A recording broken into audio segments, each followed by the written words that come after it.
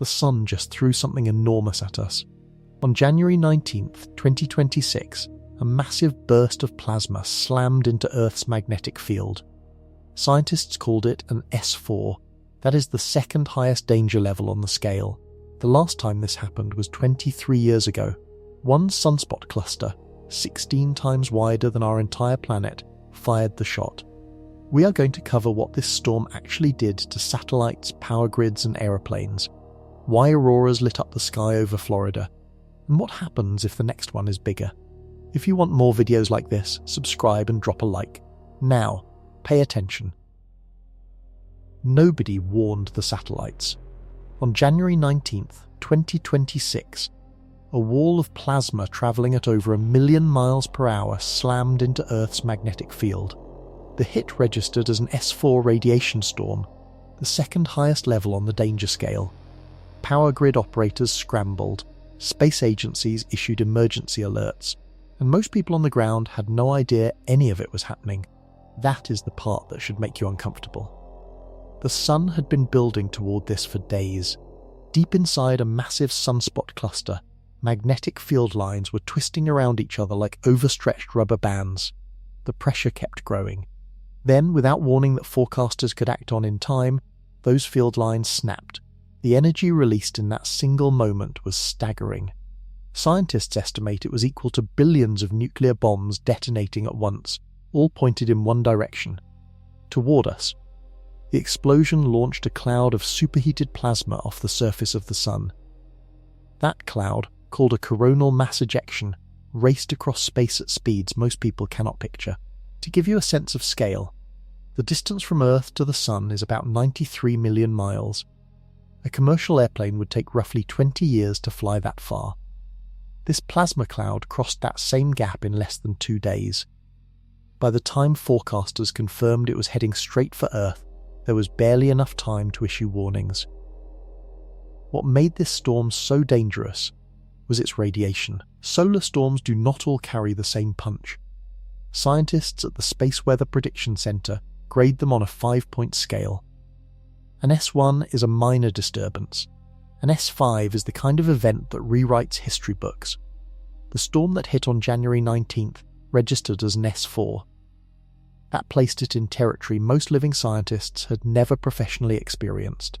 The last recorded S4 had struck in October of 2003, more than 2 decades earlier. A whole generation of satellite engineers, power grid operators, and aerospace workers had spent their entire careers without ever dealing with something this severe. And that inexperience had real consequences. Satellites began reporting sensor interference within hours. Airlines operating polar routes started losing high-frequency radio contact. Astronauts aboard the International Space Station moved to shielded sections of the station, following emergency protocols designed for exactly this scenario. Ground-based systems that most people depend on every single day, from navigation apps to financial transaction networks, were operating in degraded conditions. The storm was doing damage quietly, in systems invisible to the average person. Here is a number worth sitting with. The sunspot cluster that fired this storm measured 16 times the diameter of Earth. Imagine stacking 16 Earths side by side in a straight line. That is how wide this scar on the sun's surface was. It was so large that during the weeks before the storm, amateur astronomers with basic equipment could see it with the naked eye using a solar filter. It had been sitting there, pointed at us, coiling its magnetic energy, waiting. Scientists watched it. They tracked it. They knew something was coming.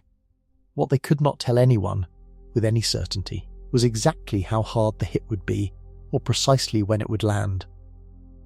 That forecasting gap, the space between knowing a storm is coming and knowing what it will actually do, is one of the most urgent problems in modern science. And the reason that gap exists is stranger than most people realise. You could see it without a telescope. During the weeks before the January 2026 storm, a dark patch on the surface of the sun grew large enough that people with solar filter glasses could spot it by just looking up. That patch was a sunspot, and this one was enormous, measuring 16 times the diameter of Earth across its widest point. Most people picture the sun as a smooth, glowing ball, a giant light bulb. The reality is far stranger. The surface of the sun is a violent, churning ocean of superheated gas, constantly twisting, bubbling and exploding. Magnetic field lines punch up through that surface from deep inside the star, and where those field lines emerge, they cool the surrounding gas slightly. Cooler gas appears darker against the blinding white of the rest of the sun. That dark patch is the sunspot. But calling it just a dark spot makes it sound harmless. A single sunspot can be wider than the entire Earth. The cluster responsible for the January storm was wider than 16 Earths lined up in a row. At that size, it would stretch roughly 128,000 miles across. For comparison, the distance between New York and Los Angeles is about 2,800 miles. The sunspot cluster was more than 45 times that distance wide. That scale matters, because the bigger the sunspot, the stronger the magnetic field lines coiling inside it, and the more violent the eventual release. Inside a sunspot, magnetic field lines behave like enormous rubber bands under tremendous tension. They twist around each other, braid together, and pull tight. As long as the tension stays below a certain threshold, nothing dramatic happens. The sunspot just sits there, dark and brooding on the surface of the sun. Then the lines cross. When two magnetic field lines tangle and then suddenly reconnect, they release the stored energy all at once. Scientists call this magnetic reconnection. The result is an explosion on the surface of the sun called a solar flare. The flare fires a burst of radiation outward at the speed of light. That radiation reaches Earth in about 8 minutes, fast enough that by the time the instruments here detect it, the burst is already hitting the atmosphere. But the flare is only the opening act. Behind the flash of radiation, the explosion also hurls a massive cloud of plasma off the surface of the sun. This is the coronal mass ejection. The plasma cloud travels slower than the radiation, which is actually what gives scientists a narrow window to issue warnings. Narrow being the key word. The fastest coronal mass ejections cross the 93 million miles between the sun and Earth in under a day. Slower ones take 2 to 3 days. The January 2026 ejection took just under 48 hours to arrive. That 48-hour window sounds like plenty of time. But figuring out exactly where the cloud is going, how powerful it will be when it hits, and what kind of magnetic orientation it carries is something scientists still struggle to do reliably. Two forecasters looking at the same data can produce meaningfully different predictions. The sunspot cluster that caused all of this had been facing Earth for days before it fired. Scientists watched it grow. They saw the tension building in its magnetic field lines.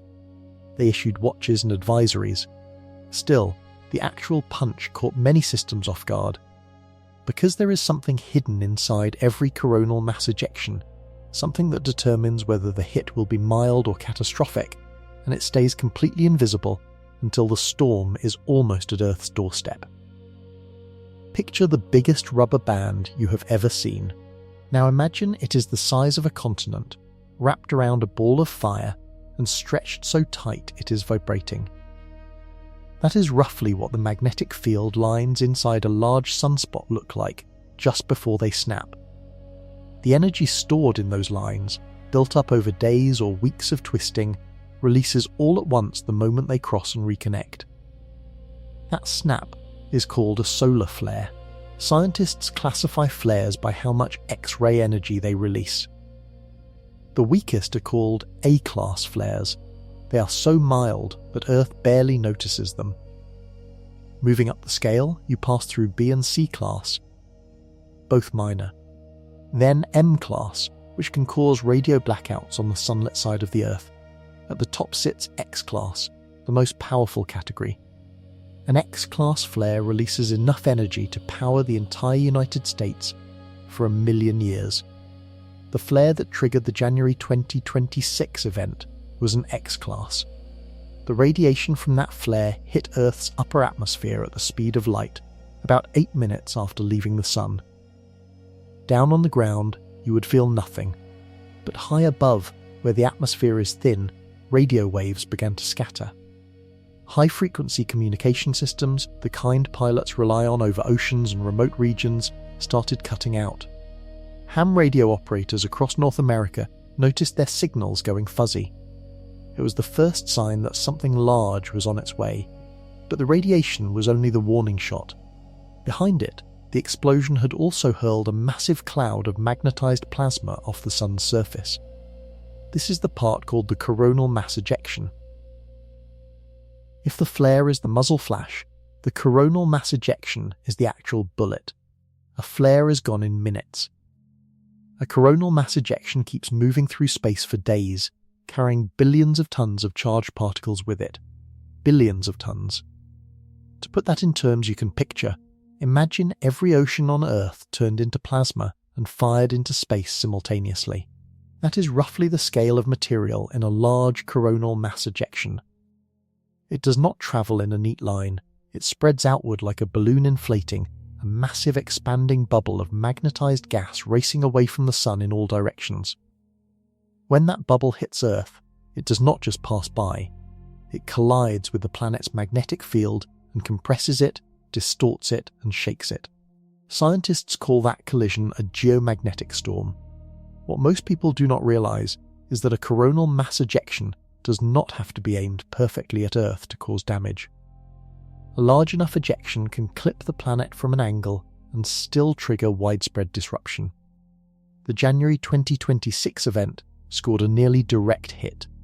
The magnetic field lines in the ejection and the magnetic field lines surrounding Earth interacted violently on impact. That interaction transferred enormous energy into the magnetosphere in a matter of hours. Every satellite in orbit felt it. Every long-distance power line on the surface felt it. And deep inside the Earth, buried in the rock and soil beneath your feet, something unusual happened too. Electrical currents began moving through the ground. Currents that have the ability to travel into the power grid through substations and transformers. The question is how much damage those currents could actually cause. And the answer depends on something most people have never considered. What is buried inside the Earth beneath your city? Scientists needed a way to measure panic. Not literally, but close. When solar storms started threatening satellites and power grids more seriously in the late 20th century, researchers realized there was no shared language for how bad a storm actually was. One agency might call something severe, while another called the same event moderate. So they built a scale. The Space Weather Prediction Center, which operates under the National Oceanic and Atmospheric Administration, introduced the space weather scales in the year 2000. They modelled it on familiar systems.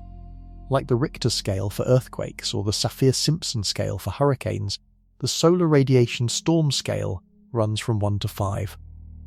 Scientists label these levels S1 through S5. Is a minor event. Satellite operators see a small uptick in sensor noise. Some high-frequency radio signals degrade in polar regions. For most people and most systems, an S1 is invisible. S2 steps up. Radio blackouts in polar regions become more frequent. Satellite operations require some extra monitoring. Scientists who work in space weather start paying closer attention. S3 is where things get serious. High-frequency radio communications drop out in polar areas for hours at a time. Satellite navigation systems degrade.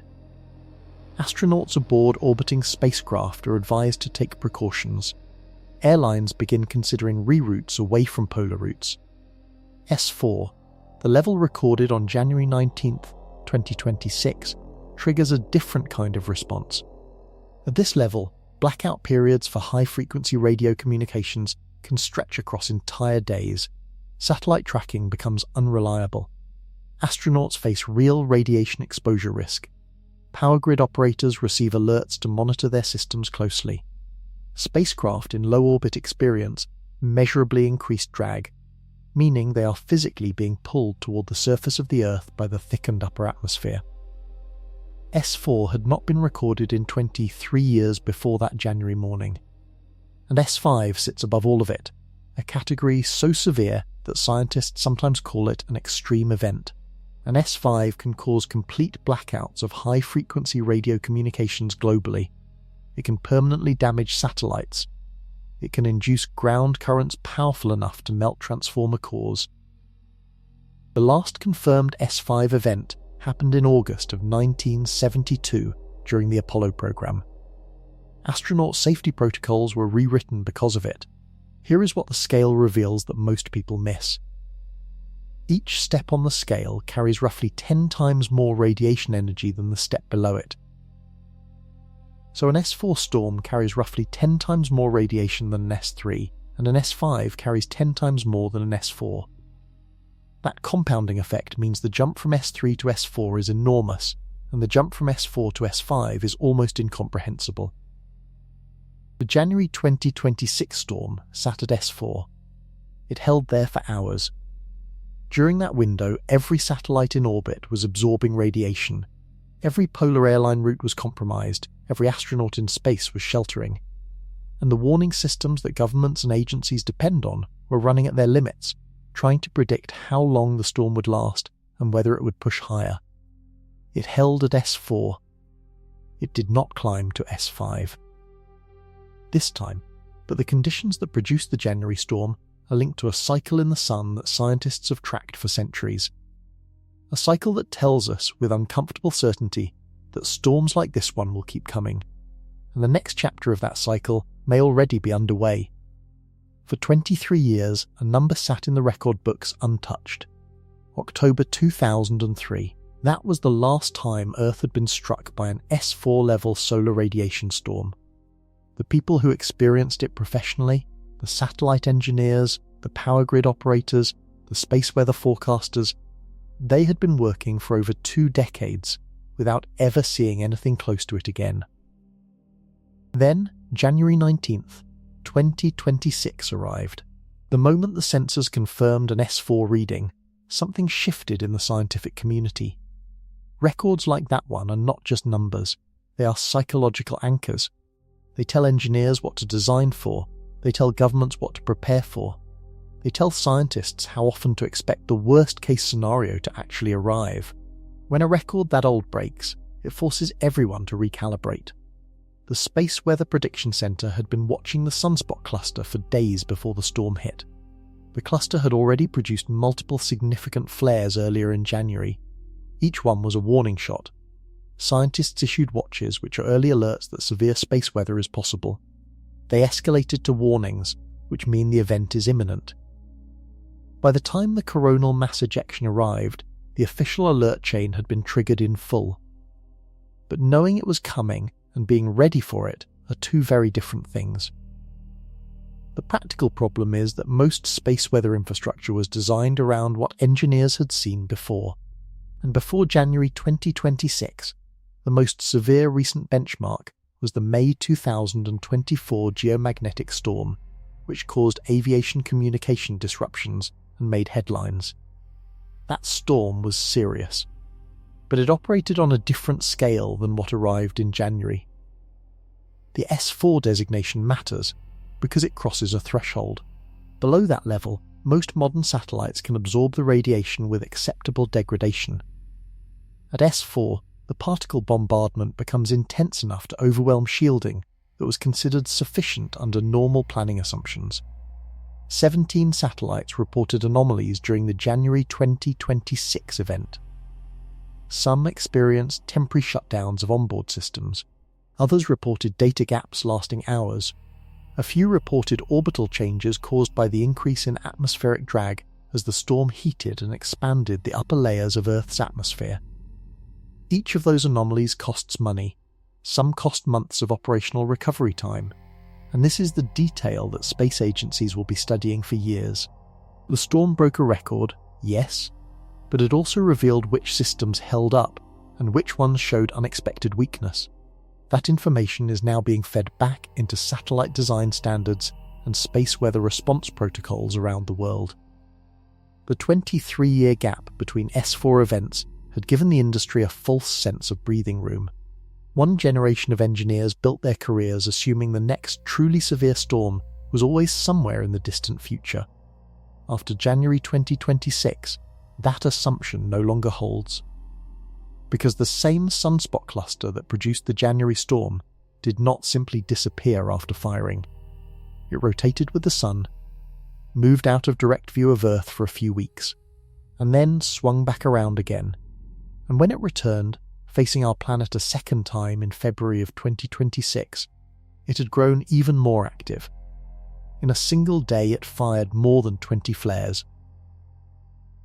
In the last week of October 2003, the sun went on a rampage. Over a series of days, the sun fired some of the most powerful solar flares ever recorded.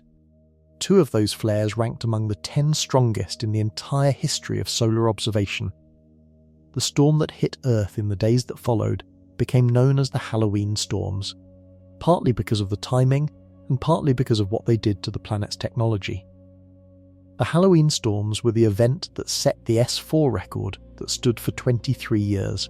At the peak, the radiation levels were intense enough to force spacecraft operators to put their satellites into safe mode, a kind of emergency shutdown where non-essential systems go offline to protect critical hardware. Scientists estimated that dozens of satellites experienced some form of damage or operational disruption. One Japanese spacecraft, a scientific observation satellite called Midori 2, was so severely damaged by the particle bombardment that it never recovered full operation.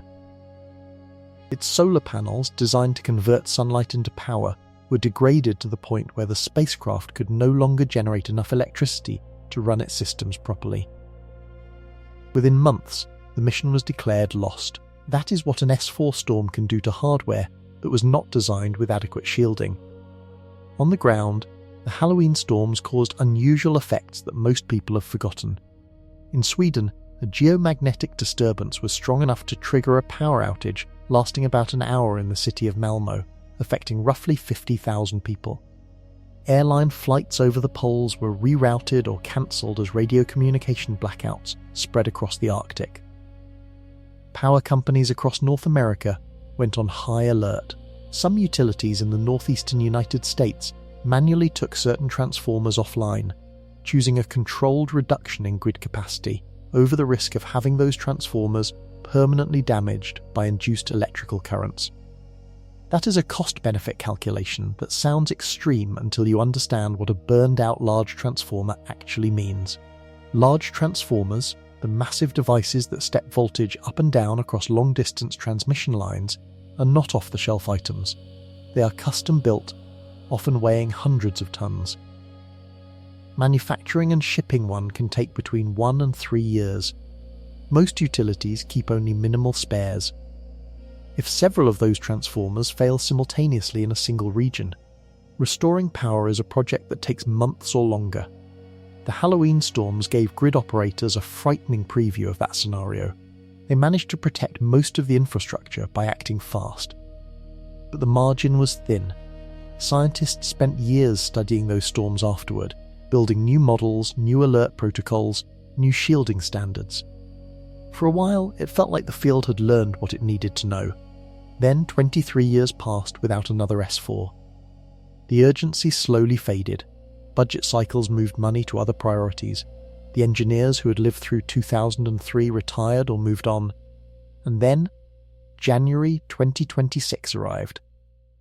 The question scientists are asking now is sobering. If the Halloween storms were a warning, and the January 2026 storm was a reminder, what comes next might be the one that the world is still not ready for. Light travels at about 186,000 miles per second. That means the radiation burst from the January 2026 solar flare crossed 93 million miles and hit Earth's upper atmosphere in roughly 8 minutes. 8 minutes. If you had been sitting at a window watching the sun when the flare fired, the signal disruptions to your phone and GPS would have started before you had time to pour a glass of water. That part is fast, almost impossibly fast. But the coronal mass ejection, the massive plasma cloud that followed the radiation, moves much slower. Slower is a relative word here. The cloud from the January event travelled at approximately 1.5 million miles per hour. That sounds enormous, and it is, but compared to the speed of light, it is almost leisurely. The roughly 48 hours it took that cloud to cross from the Sun to Earth is the window scientists get to work with. 2 days to track the storm, update the models, issue warnings, and try to prepare. 2 days sounds like a lot. Here is why it often is not. When a coronal mass ejection first leaves the Sun, it expands outward like a bubble. Scientists can watch the initial explosion using specialized cameras that block out the bright surface of the Sun and let them see the surrounding area. Those cameras, called coronagraphs, give forecasters their first look at the size, speed, and rough direction of the cloud. But the coronagraph image shows the ejection from a distance. It is like watching someone throw a ball from far away and trying to guess exactly where it will land in a stadium-sized area. You can estimate. You can narrow it down. Getting it precise is another matter entirely. For the January 2026 storm, scientists knew within a few hours that Earth was in the path. What they could not confirm until much later was the magnetic orientation of the cloud. That detail, called the magnetic field polarity of the ejection, is the single biggest factor in determining how damaging the storm will be when it arrives.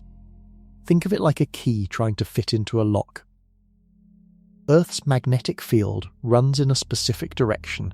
If the coronal mass ejection arrives with a magnetic field pointing in the opposite direction to Earth's, the two fields connect easily and transfer enormous amounts of energy into the magnetosphere. If the ejection's field points in the same direction as Earth's, the interaction is far gentler and the storm is weaker.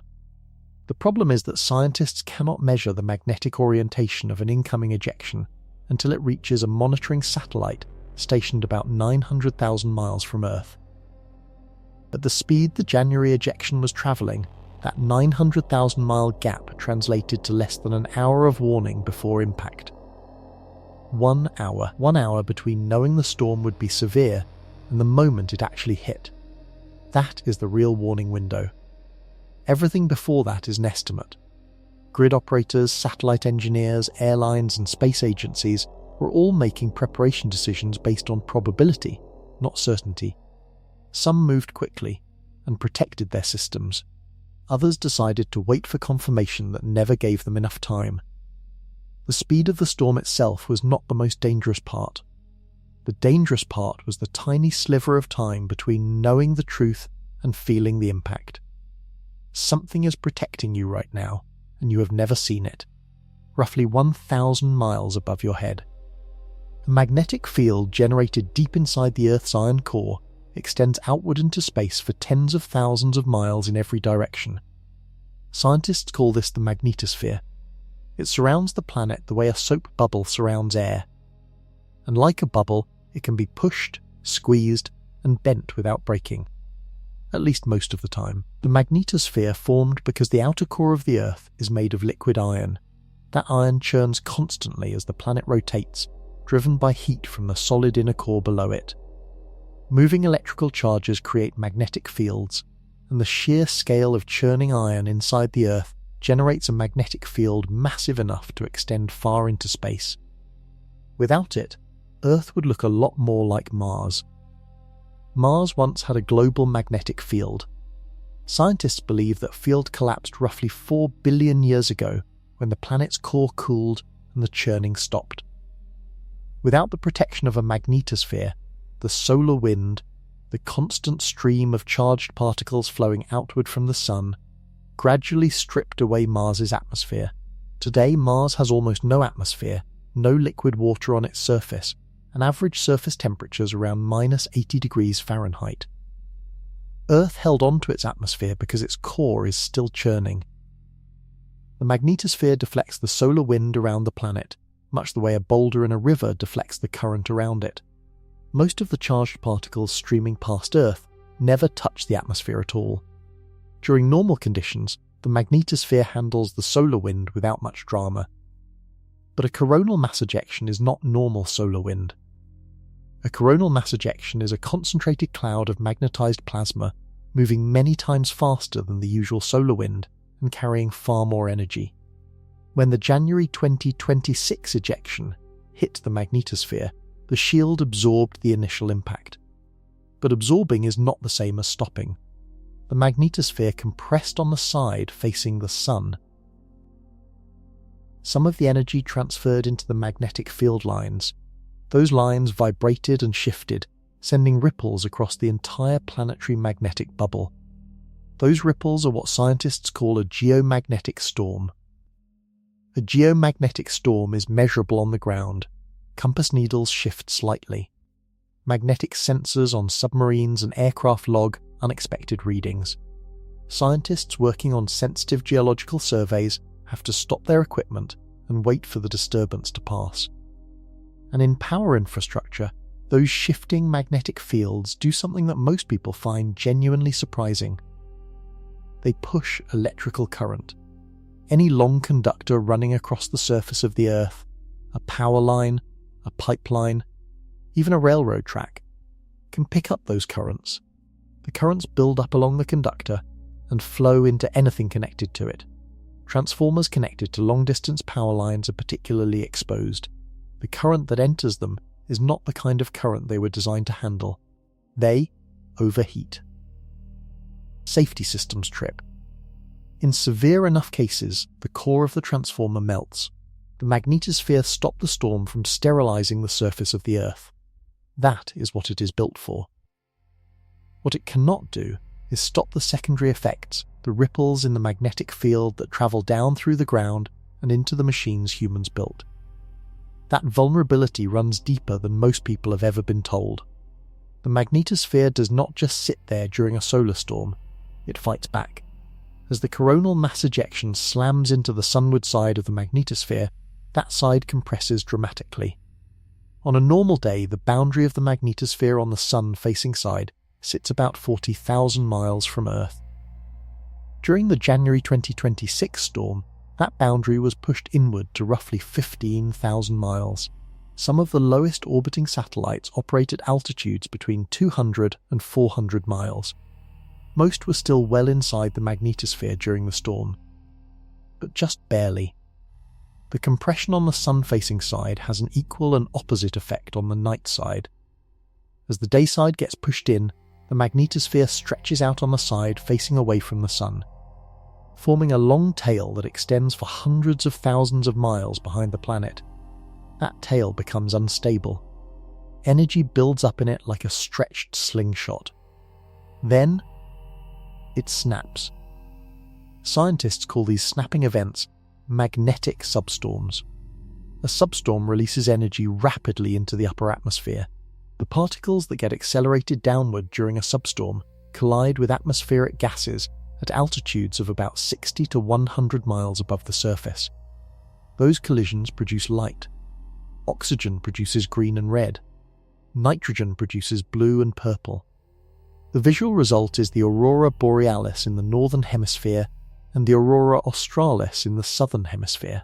During normal conditions, auroras appear only near the poles, typically within a few degrees of the Arctic and Antarctic circles.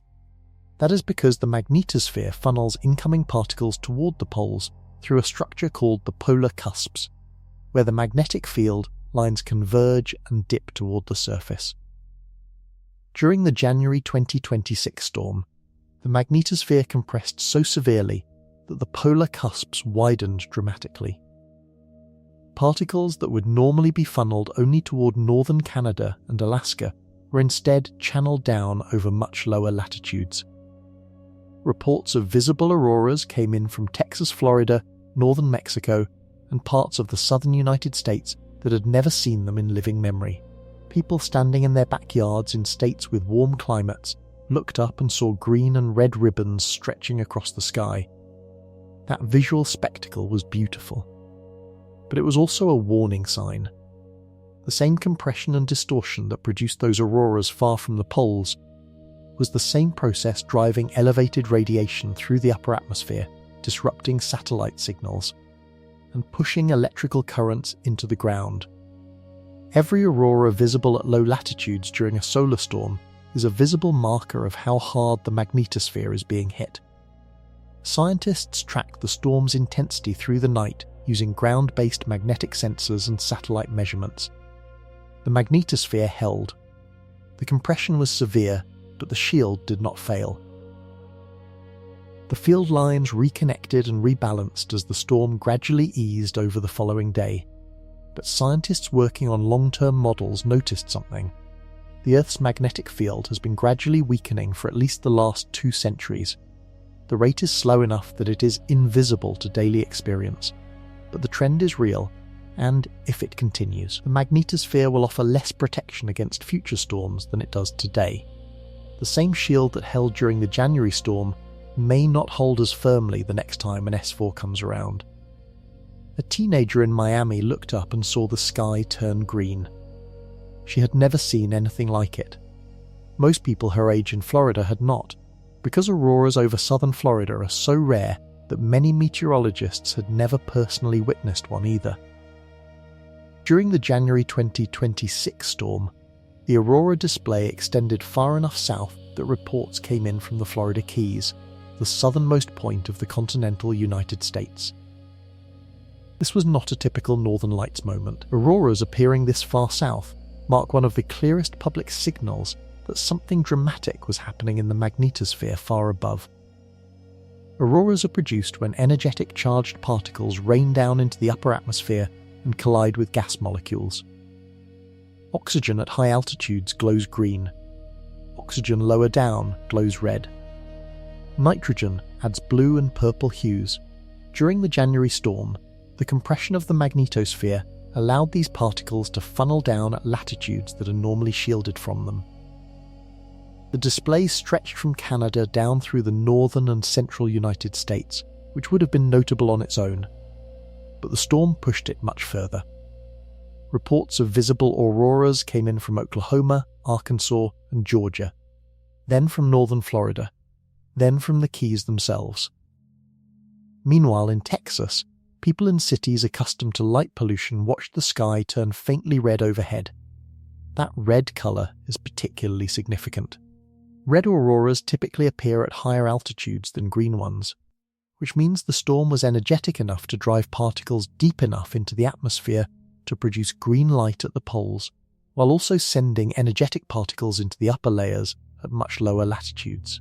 Amateur photographers with long exposure cameras captured images across the south that circulated widely in the hours that followed. Many people assumed the colours were the result of photo editing until they walked outside and looked up themselves.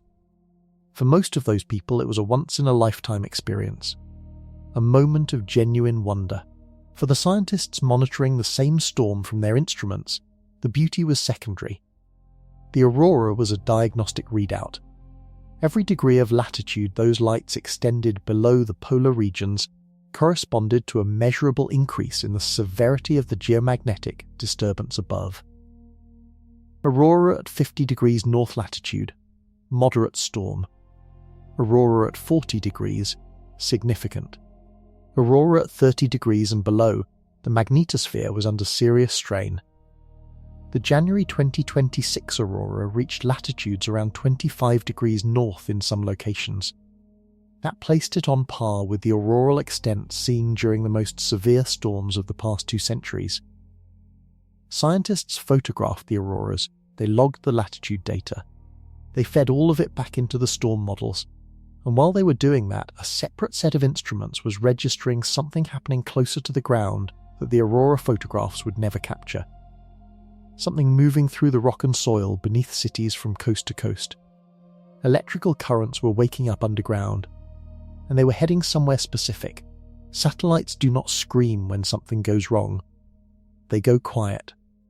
A satellite experiencing a solar radiation event starts behaving strangely in small ways that ground controllers watch very carefully.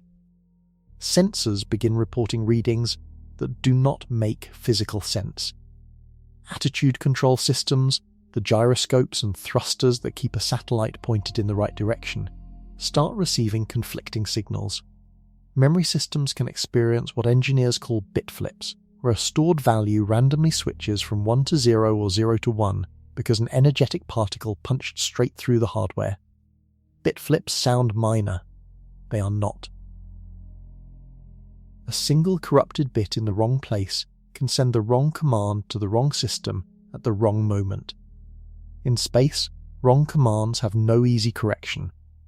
During the January 2026 storm, satellites in multiple orbital zones reported anomalies within hours of the S4 designation being confirmed. Operators on the ground began switching their spacecraft to safe mode, the space equivalent of pulling everything off the electrical outlets during a lightning storm. Safe mode cuts unnecessary power consumption, disables non-essential systems, and protects the core computer and attitude control hardware. But safe mode has a cost. A satellite in safe mode is not doing its job. Weather satellites went into reduced operation. That meant weather forecasting models for parts of the world were running on older data than usual during the storm. Navigation satellites kept transmitting, but their signals degraded.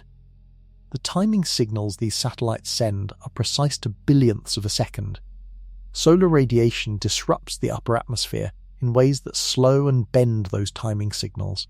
During the January storm, navigation errors in affected systems grew large enough to matter in applications that depend on precision, from surveying equipment to aircraft landing systems. There is also a physical effect that most people never hear about. Solar radiation heats the upper atmosphere. When the upper atmosphere heats up, it expands upward. Satellites in low orbit, below about 1,000 miles altitude, suddenly find themselves moving through slightly denser air than they expected. That extra drag slows them down. When a satellite slows down, its orbit decays. Slowly, the satellite drifts closer to the surface of the Earth. During the January storm, the atmospheric expansion was significant enough that operators running satellites in low orbit had to plan earlier than scheduled orbital boost maneuvers, burns of the onboard thrusters to push the satellite back up to its correct altitude. Every thruster burn uses propellant. Every spacecraft carries a finite amount of propellant. A severe solar storm can shorten the operational lifetime of a satellite by months, just through the extra thrust required to counteract atmospheric drag. 17 confirmed satellite anomalies during the January 2026 event. Some recovered fully, others required weeks of careful system restoration. The total cost to the space industry from those 17 incidents was still being calculated months later, and that figure only counts the satellites whose operators filed official anomaly reports. The number of quiet, undisclosed equipment problems was almost certainly higher. Space is a competitive business. Companies do not always advertise when their hardware takes a hit. What happened to the satellites during the January storm was serious. What happened to systems on the ground was something the public understood far less and found far harder to see coming. Your phone knows where you are within about 16 feet. That sounds impressive until you realize how fragile that precision actually is. Global positioning systems work by receiving timing signals from multiple satellites at once and calculating your position by comparing the tiny differences in when each signal arrives. If those timing signals are even slightly off, the calculated position shifts. And during a solar storm, those signals get knocked off with regularity. The January 2026 storm degraded navigation systems across multiple sectors simultaneously. Civilian users with consumer phones generally noticed little. Their devices use a combination of satellites, cellular tower signals, and Wi-Fi positioning to triangulate location. When one input becomes noisy, the others compensate. The position might be slightly less accurate, but the app keeps working and the user never knows anything happened. Professional users are a different story. Survey crews working on construction sites rely on precision navigation accurate to within centimeters. During the storm, their equipment was reporting errors of several feet. A few feet of error in a surveying context can mean placing a foundation, a pipe, or a cable in the wrong location. Most survey teams recognized the storm warning and paused their work. Some did not get the alert in time. Maritime navigation saw similar disruptions. Container ships crossing the Pacific use satellite navigation alongside traditional instruments, but modern automated systems increasingly rely on real-time positioning data. During the January storm, several shipping operators reported navigation warning alerts aboard their vessels, prompting them to switch to backup systems and slow their approach to busy port channels. Aviation was the most closely watched sector. Aircraft landing systems in many modern airports use satellite-based guidance to help planes approach runways in low visibility conditions. These systems require extremely precise positioning. During the January 2026 event, air traffic control agencies in multiple countries issued notices that satellite-based landing assistance was unreliable in affected regions. Aircraft with instrument landing systems that use ground-based radio beacons instead of satellites were prioritized for approaches. Flights without those backup systems were held at altitude longer than normal. No accidents were attributed directly to the storm, but the operational delays rippled across schedules globally. The deeper problem is one of dependency. Navigation systems are woven so deeply into modern infrastructure that a severe enough disruption touches nearly everything. Delivery logistics, emergency response routing, financial system timestamps that use satellite time to synchronize transactions. Even some cellular networks use satellite timing signals to keep their towers synchronized. All of it became slightly less reliable during the peak of the storm. And if the January 2026 storm had been an S5 instead of an S4, the degradation would have been far more severe. At S5 levels, satellite navigation blackouts can last for hours, long enough to strand ships, ground fleets, and freeze logistics chains across entire continents. The January storm was a stress test. The systems held, barely, and with workarounds. What a stronger storm would reveal about infrastructure dependency is something engineers are quietly beginning to take very seriously. But navigation failures, as disruptive as they were, do not carry the same potential for catastrophic, long-lasting damage as what the storm was doing simultaneously to a different set of systems entirely. Somewhere over the Arctic Ocean, a pilot noticed the radio go quiet. High-frequency radio communication is one of the oldest reliable technologies in aviation.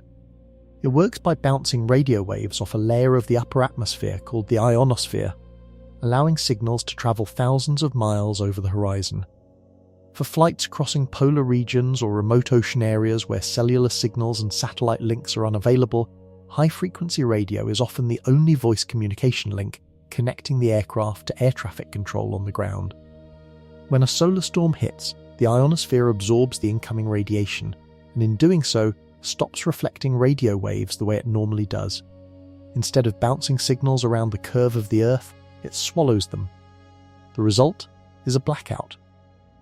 Voice communications over high-frequency channels drop out entirely in affected regions, sometimes for hours.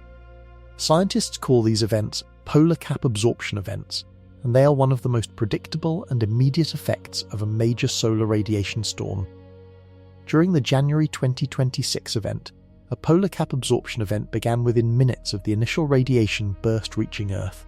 The affected area covered most of the Arctic and extended downward over parts of northern North America and Europe. Any aircraft operating in those regions lost their primary long-range voice communication link. Airlines have contingency protocols for this. Pilots switched to satellite-based communication systems. Air traffic controllers increased the separation distance between aircraft in affected areas as a safety buffer. Some routes are rerouted further south, away from the polar cap, to maintain communication coverage. But satellite communication links are not immune to solar storms either. The same radiation that disrupts the ionosphere can also degrade the satellite signals that carry backup communication channels. During the January storm, some aviation operators reported that both their primary high-frequency radio and their backup satellite communication systems were degraded simultaneously for a period of roughly 2 hours at the peak of the event. 2 hours of degraded or absent air-to-ground communication is a significant operational stress for the aviation system. It does not mean planes fall out of the sky. Modern aircraft have multiple independent systems and pilots are trained for communication loss. but it does mean that coordination between aircraft and ground controllers becomes more difficult, slower, and more reliant on standardized procedures rather than real-time guidance. The radio silence also affects more than aviation. Emergency services in remote northern regions, maritime rescue coordination centres, military communications networks, and scientific stations in polar areas all rely on high-frequency radio as a backbone. When that backbone disappears during a storm, operational response across every one of those systems is affected simultaneously. What the January 2026 event demonstrated clearly was that the ionospheric disruption was global in character, touching communications infrastructure across multiple sectors all at once. That simultaneous, multi-system impact is exactly what makes severe solar storms so difficult to manage.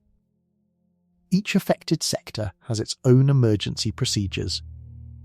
But those procedures were designed for disruptions that happen one at a time.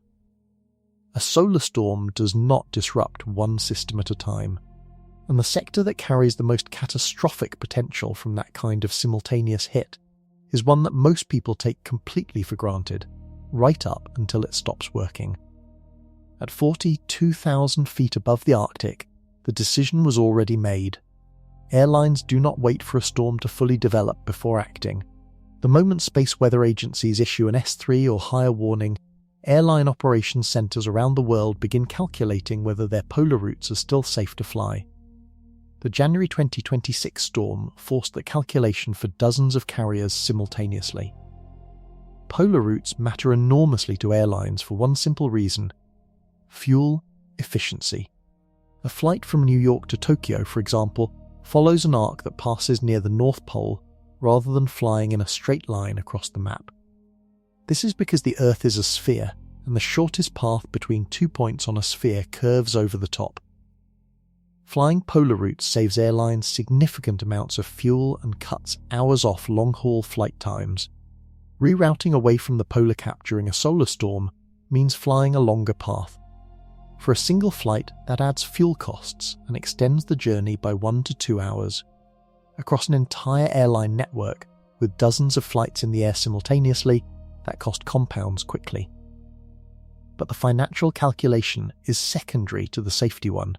During the January storm, the combination of high-frequency radio blackouts in polar regions, degraded satellite communication, increased radiation exposure for passengers and crew, and disrupted navigation signals made polar operations genuinely risky. Radiation exposure during a solar event is cumulative. At normal cruising altitude, passengers already receive roughly 10 times the radiation dose they would get at sea level. During an S4 storm over polar regions, that exposure rate increases further. For a single flight, the additional radiation exposure from a polar route during an S4 storm is still within acceptable safety limits for passengers.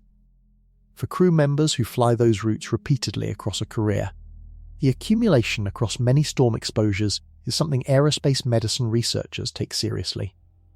Airlines rerouting during the January storm chose the longer, lower latitude paths not just because of communication and navigation risks, but because of crew radiation guidelines that aviation regulators publish specifically for solar events. The reroutes added operational complexity throughout the aviation system. Connecting flights missed, fuel logistics had to be adjusted at airports that were suddenly receiving more flights than expected from altered routes. Passengers already in the air had no warning before departure that their flight path had changed. Most of them never knew. That invisibility is a recurring theme with space weather. The disruption is real and measurable and expensive. But for most people on the ground or in the cabin, it is silent. No tremors, no visible damage, just a quiet degradation of the systems they depend on. Now add one more layer, the people who were not in an airplane, but were still above most of the atmosphere, floating in a metal structure 250 miles above the surface of the Earth, with radiation hitting them directly and no planet beneath them to walk out onto. 6 people were in space when the S4 designation was confirmed. Aboard the International Space Station, the crew received the alert and moved immediately. Their destination was a shielded section of the station, specifically designed for solar radiation events. the area uses additional layers of material and water-filled compartment walls to absorb incoming particles. Water is an excellent radiation absorber. The hydrogen atoms inside water molecules are particularly effective at stopping the kind of proton radiation that solar storms produce. The station orbits at roughly 250 miles altitude, well above the bulk of Earth's protective atmosphere, but still within the outer reaches of the magnetosphere. During mild space weather, that position is manageable. During an S4 event, the radiation environment inside the station's orbit rises significantly. The crew stayed in the shielded section for several hours during the peak of the January storm. They were in contact with mission control the entire time. Their activities during the shelter period were limited to monitoring and essential operations. Any planned spacewalk scheduled during that window was immediately postponed. This is standard protocol, but it is worth understanding exactly why a spacewalk during an S4 storm is considered unacceptable. Inside the station, the structure itself provides some shielding. Outside, on a spacewalk, an astronaut has only their spacesuit between them and the full radiation environment of space. A spacesuit protects against the cold and vacuum of space. It provides minimal protection against the energetic protons in a solar radiation storm. A severe radiation dose during a spacewalk does not produce immediate visible symptoms. Radiation damage at the cellular level, particularly to DINA, accumulates silently. The effects show up later in the form of increased cancer risk. Regulatory agencies define maximum career radiation exposure limits for astronauts. A significant solar event during an unprotected spacewalk could consume a large fraction of that career limit in a few hours. Mission planners track solar weather specifically to schedule spacewalks during calmer periods. The January 2026 storm forced the cancellation of at least one planned maintenance spacewalk outside the station. That postponement cascaded into a rescheduling chain that pushed other maintenance tasks back by weeks. The astronauts aboard the station during the event were not in life-threatening danger. The protocols worked as designed. The station provided adequate protection, but the experience illustrated how closely human presence in space depends on the behavior of the sun, and how quickly everything has to shift when the sun behaves badly. What the astronauts experienced in their shielded compartment was a controlled, well-rehearsed response to a known threat. What was happening simultaneously on the surface of the Earth, inside the infrastructure of the power grid, was far less controlled and far less understood by the public. And that threat was moving through the ground beneath every city on the planet without a single alarm going off. Something invisible was moving through the ground underneath New England. During the peak of the January 2026 storm, the shifting magnetic field lines of the Earth's magnetosphere were doing something that most people have never learnt about in school. They were generating electrical current, slowly, quietly, and across enormous distances. This effect is called geomagnetically induced current. It works through a principle of physics that engineers deal with in electric motors and generators every day. A changing magnetic field pushes electrical charge through any conductor nearby. The magnetosphere is a magnetic field. The Earth's ground is full of conductive rock and soil, and sitting on top of that ground, connected to substations and transformers through their grounding systems, is the entire power grid. During a severe geomagnetic storm, the magnetic field shifts across the Earth's surface like a slow tide. That shift generates currents in the ground that flow horizontally across hundreds of miles. Those ground currents enter the power grid through the grounding systems of transformers at electrical substations. Once inside the grid, they travel along the transmission lines, the high-voltage cables strung between towers across the countryside. These intruding currents are called direct currents, or steady flows of electricity. The power grid is built to carry alternating current, which reverses direction many times per second. Direct current flowing into a transformer designed for alternating current causes serious problems. The transformer core, a stack of iron plates at the heart of the device, begins to saturate magnetically. When it saturates, It draws far more electrical current from the grid than it was designed to handle. It overheats. It hums loudly. In severe cases, the insulation inside melts. A melted transformer is not a device you repair, you replace it. During the January 2026 storm, grid operators across North America were monitoring their transformer readings closely. The alerts from space weather agencies had given them time to prepare. Some utilities reduced the load on their most vulnerable long-distance transmission lines, a controlled step-down that lowered the risk of a transformer failure caused by the storm-induced currents. But here is the part that keeps grid engineers up at night. The effectiveness of those protective measures depends entirely on having enough warning time. The January storm allowed for roughly a day of elevated alertness before the peak impact. Operators had time to adjust. Not every storm provides that window. A coronal mass ejection that accelerates rapidly after leaving the sun, or one that follows closely behind an earlier ejection and benefits from the cleared path in space, can arrive faster than models predict. In those cases, the warning time shrinks from days to hours, and in hours, utilities may not be able to complete the switching operations needed to protect their most exposed equipment. The transformers most at risk are the largest ones, the high-voltage devices that sit at major transmission substations and move power between regions. They are also the hardest to replace and the fewest in number. A failure of just a handful of those devices in a concentrated area could leave millions of people without power for months. The January storm did not reach that threshold. The grid held.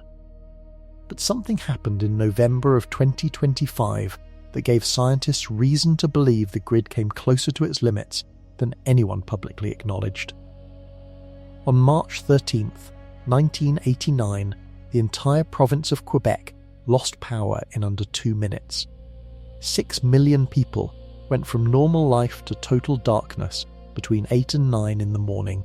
Schools, offices, hospitals and factories all shut down simultaneously as the power grid collapsed faster than any operator could intervene. The temperature outside was still cold, late winter cold in Canada. People without heat sat in the dark and waited. The cause was a geomagnetic storm. The storm that hit on March 13th, 1989 ranked as a G5 on the geomagnetic disturbance scale, the highest possible level. The geomagnetic-induced currents it pushed into the Quebec power grid were so strong that the protection relays at major transmission substations triggered in rapid sequence. Those relays are designed to protect equipment by cutting power when abnormal electrical conditions are detected. The problem is that they all triggered within seconds of each other, and the grid could not compensate for the sudden loss of so many connection points. The grid did not fail gradually, it cascaded. When one section of a power grid drops offline unexpectedly, the power it was carrying has to go somewhere. It reroutes through neighbouring lines. Those lines suddenly carry more load than they were handling moments before. If that extra load pushes them past their capacity, their protection relays trigger too.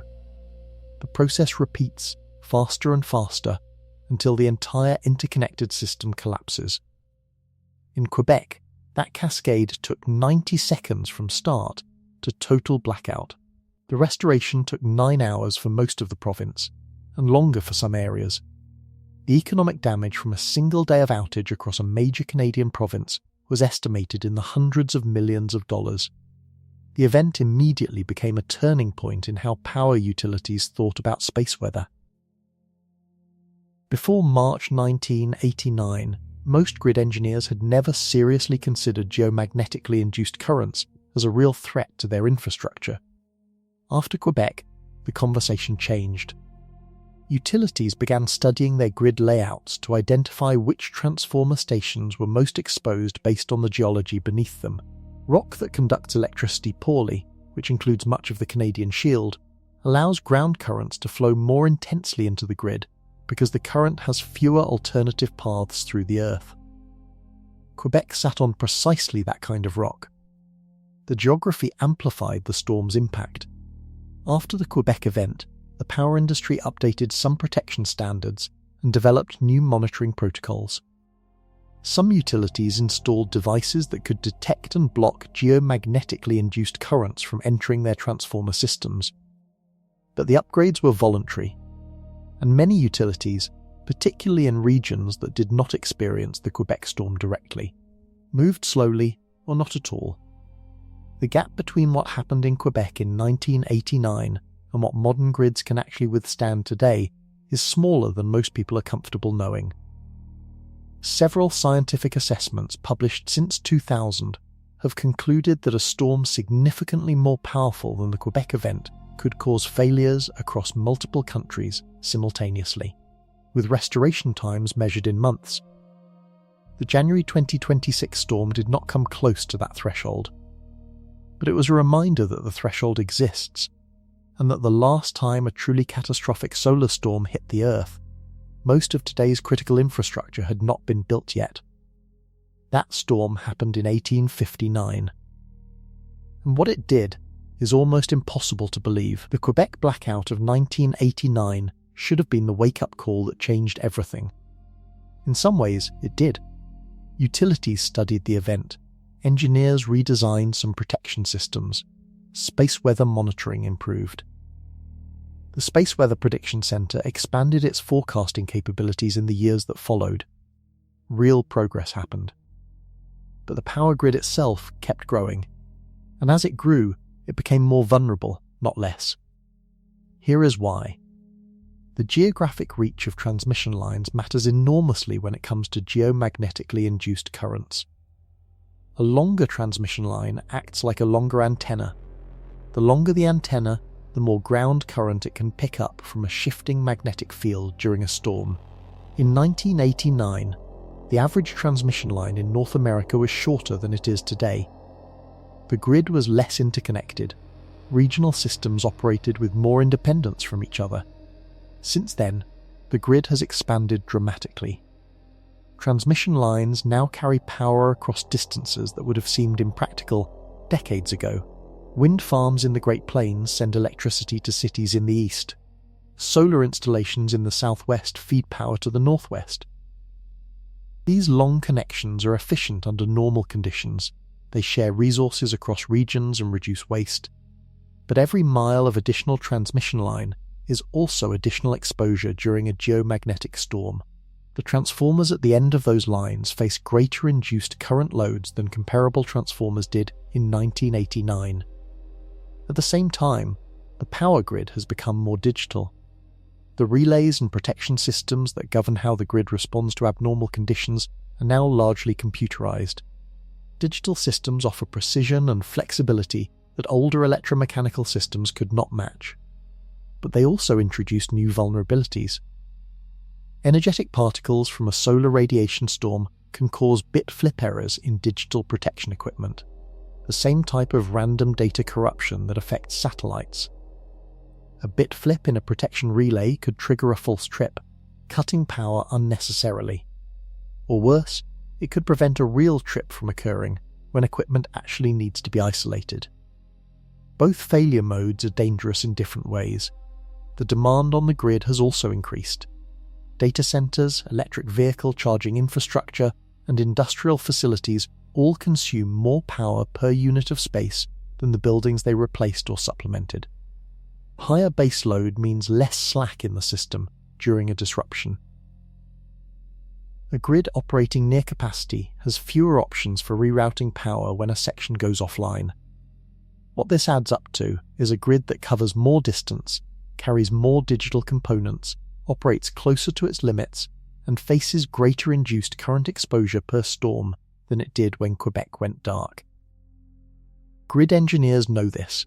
The Federal Energy Regulatory Commission in the United States has issued standards requiring utilities to assess their vulnerability to geomagnetic disturbances and take protective steps. Several large utilities have installed devices called neutral ground resistors or direct current blocking devices on their most exposed transformers. Hardware designed specifically to reduce the geomagnetically induced currents that enter through grounding systems. Progress is real, but it is uneven. Smaller utilities have moved more slowly. international coordination between grids that share physical connections across borders remains incomplete. The January 2026 storm tested this patchwork of improvements and mostly found it adequate. Mostly, what a storm 10 times stronger would find is a question nobody in the industry answers with much confidence. And one storm in history was at least 10 times stronger than anything the modern grid has ever faced. On September 1st, 1859, a British astronomer named Richard Carrington was doing something almost no one else was doing at the time, drawing the sun. Carrington spent his days at a private observatory in Surrey, England, carefully sketching the sunspots visible on the solar surface through his telescope. He had been doing this for years and had accumulated careful records of sunspot activity. On that September morning, he was in the middle of his usual work when something extraordinary happened directly in front of him. 2 brilliant points of white light appeared near a large sunspot group and grew rapidly brighter. Carrington had never seen anything like it. He ran from the room to find a witness, returned within seconds, and found the lights already beginning to fade. The whole event lasted roughly 5 minutes. He had just watched a solar flare with his naked eye, something almost never visible from Earth without specialized equipment. The flare was so powerful that it was bright enough to be seen in ordinary sunlight. Carrington documented what he saw. He published his observations, and he suggested, carefully and with appropriate scientific caution, that there might be a connection between what he had seen on the Sun and disturbances on Earth. 17 hours later, the largest geomagnetic storm in recorded human history arrived. Telegraph systems across Europe and North America failed simultaneously. Some telegraph operators reported receiving electrical shocks through their equipment. In a few documented cases, operators disconnected the batteries that normally powered their telegraph lines and found that the lines continued to send and receive messages on their own, powered entirely by the geomagnetically induced currents running through the wires. The aurora borealis appeared across the Caribbean. People in Cuba and Jamaica saw the lights overhead. In the Rocky Mountains, where the skies were dark and clear, gold miners woke up at night convinced it was morning, because the aurora was so bright they could read by it. The global magnetic disturbance was so intense that magnetometers at observatories worldwide went completely off their measurement scales. The instruments were designed to measure normal fluctuations in Earth's magnetic field. The Carrington event produced fluctuations that broke those instruments. Scientists have since estimated the total energy released during the Carrington event by analysing the ice cores drilled from Greenland and Antarctica. Trapped inside layers of ancient ice are chemical signatures left by the energetic particles that rain down during extreme solar events. The Carrington event left a signature so distinct and so concentrated that researchers can pinpoint it within a single year of ice, even at a depth representing ice deposited over 160 years ago. Based on those measurements, scientists believe the Carrington event was at minimum an S5 level radiation storm, likely even stronger. It may have been the most powerful solar event to strike Earth in the last 500 years, possibly longer. In 1859, that enormous energy hit a world with telegraph wires, compass needles and gas lamps. The damage was dramatic but not civilization-altering. The same storm arriving today would hit a completely different world. And the difference is not just a matter of degree. Imagine the Carrington event arriving on a Tuesday morning.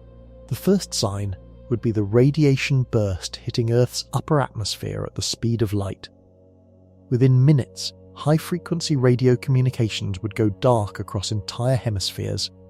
Satellite sensors would immediately begin logging extreme radiation levels. Space weather agencies would issue emergency alerts at the highest level. And roughly 17 to 20 hours later, the plasma cloud would arrive. At that point, things would change in ways most people have never been asked to imagine. Satellites in low and medium orbit would face radiation levels far beyond their design tolerances. Shielding that protects against a normal solar maximum environment would be inadequate. Some satellites would survive, many would not. The ones most at risk are the ones humans depend on most: weather observation satellites, navigation satellites, and communication satellites in medium Earth orbit. With satellite navigation severely compromised, aviation would face an immediate crisis. Modern air traffic management relies heavily on satellite positioning.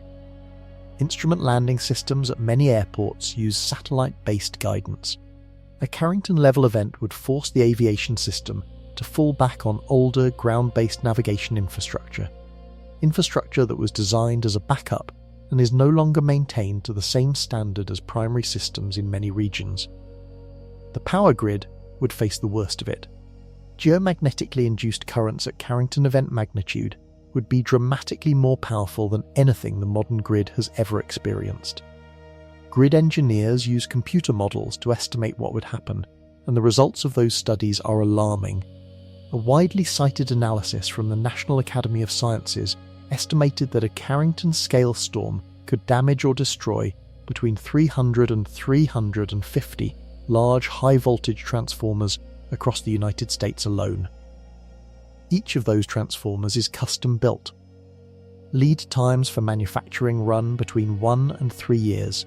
The global supply chain for these devices produces only a limited number per year under normal conditions. Replacing 300 of them simultaneously would take years, during which the regions they served would be without reliable grid power. Years in the dark. With no functioning refrigeration, no fuel pumps at gas stations, no water treatment systems. No hospital power beyond backup generators running on fuel that runs out within days. The cascading effects from a multi-month power outage across a large portion of a developed nation have been modelled by researchers and government agencies.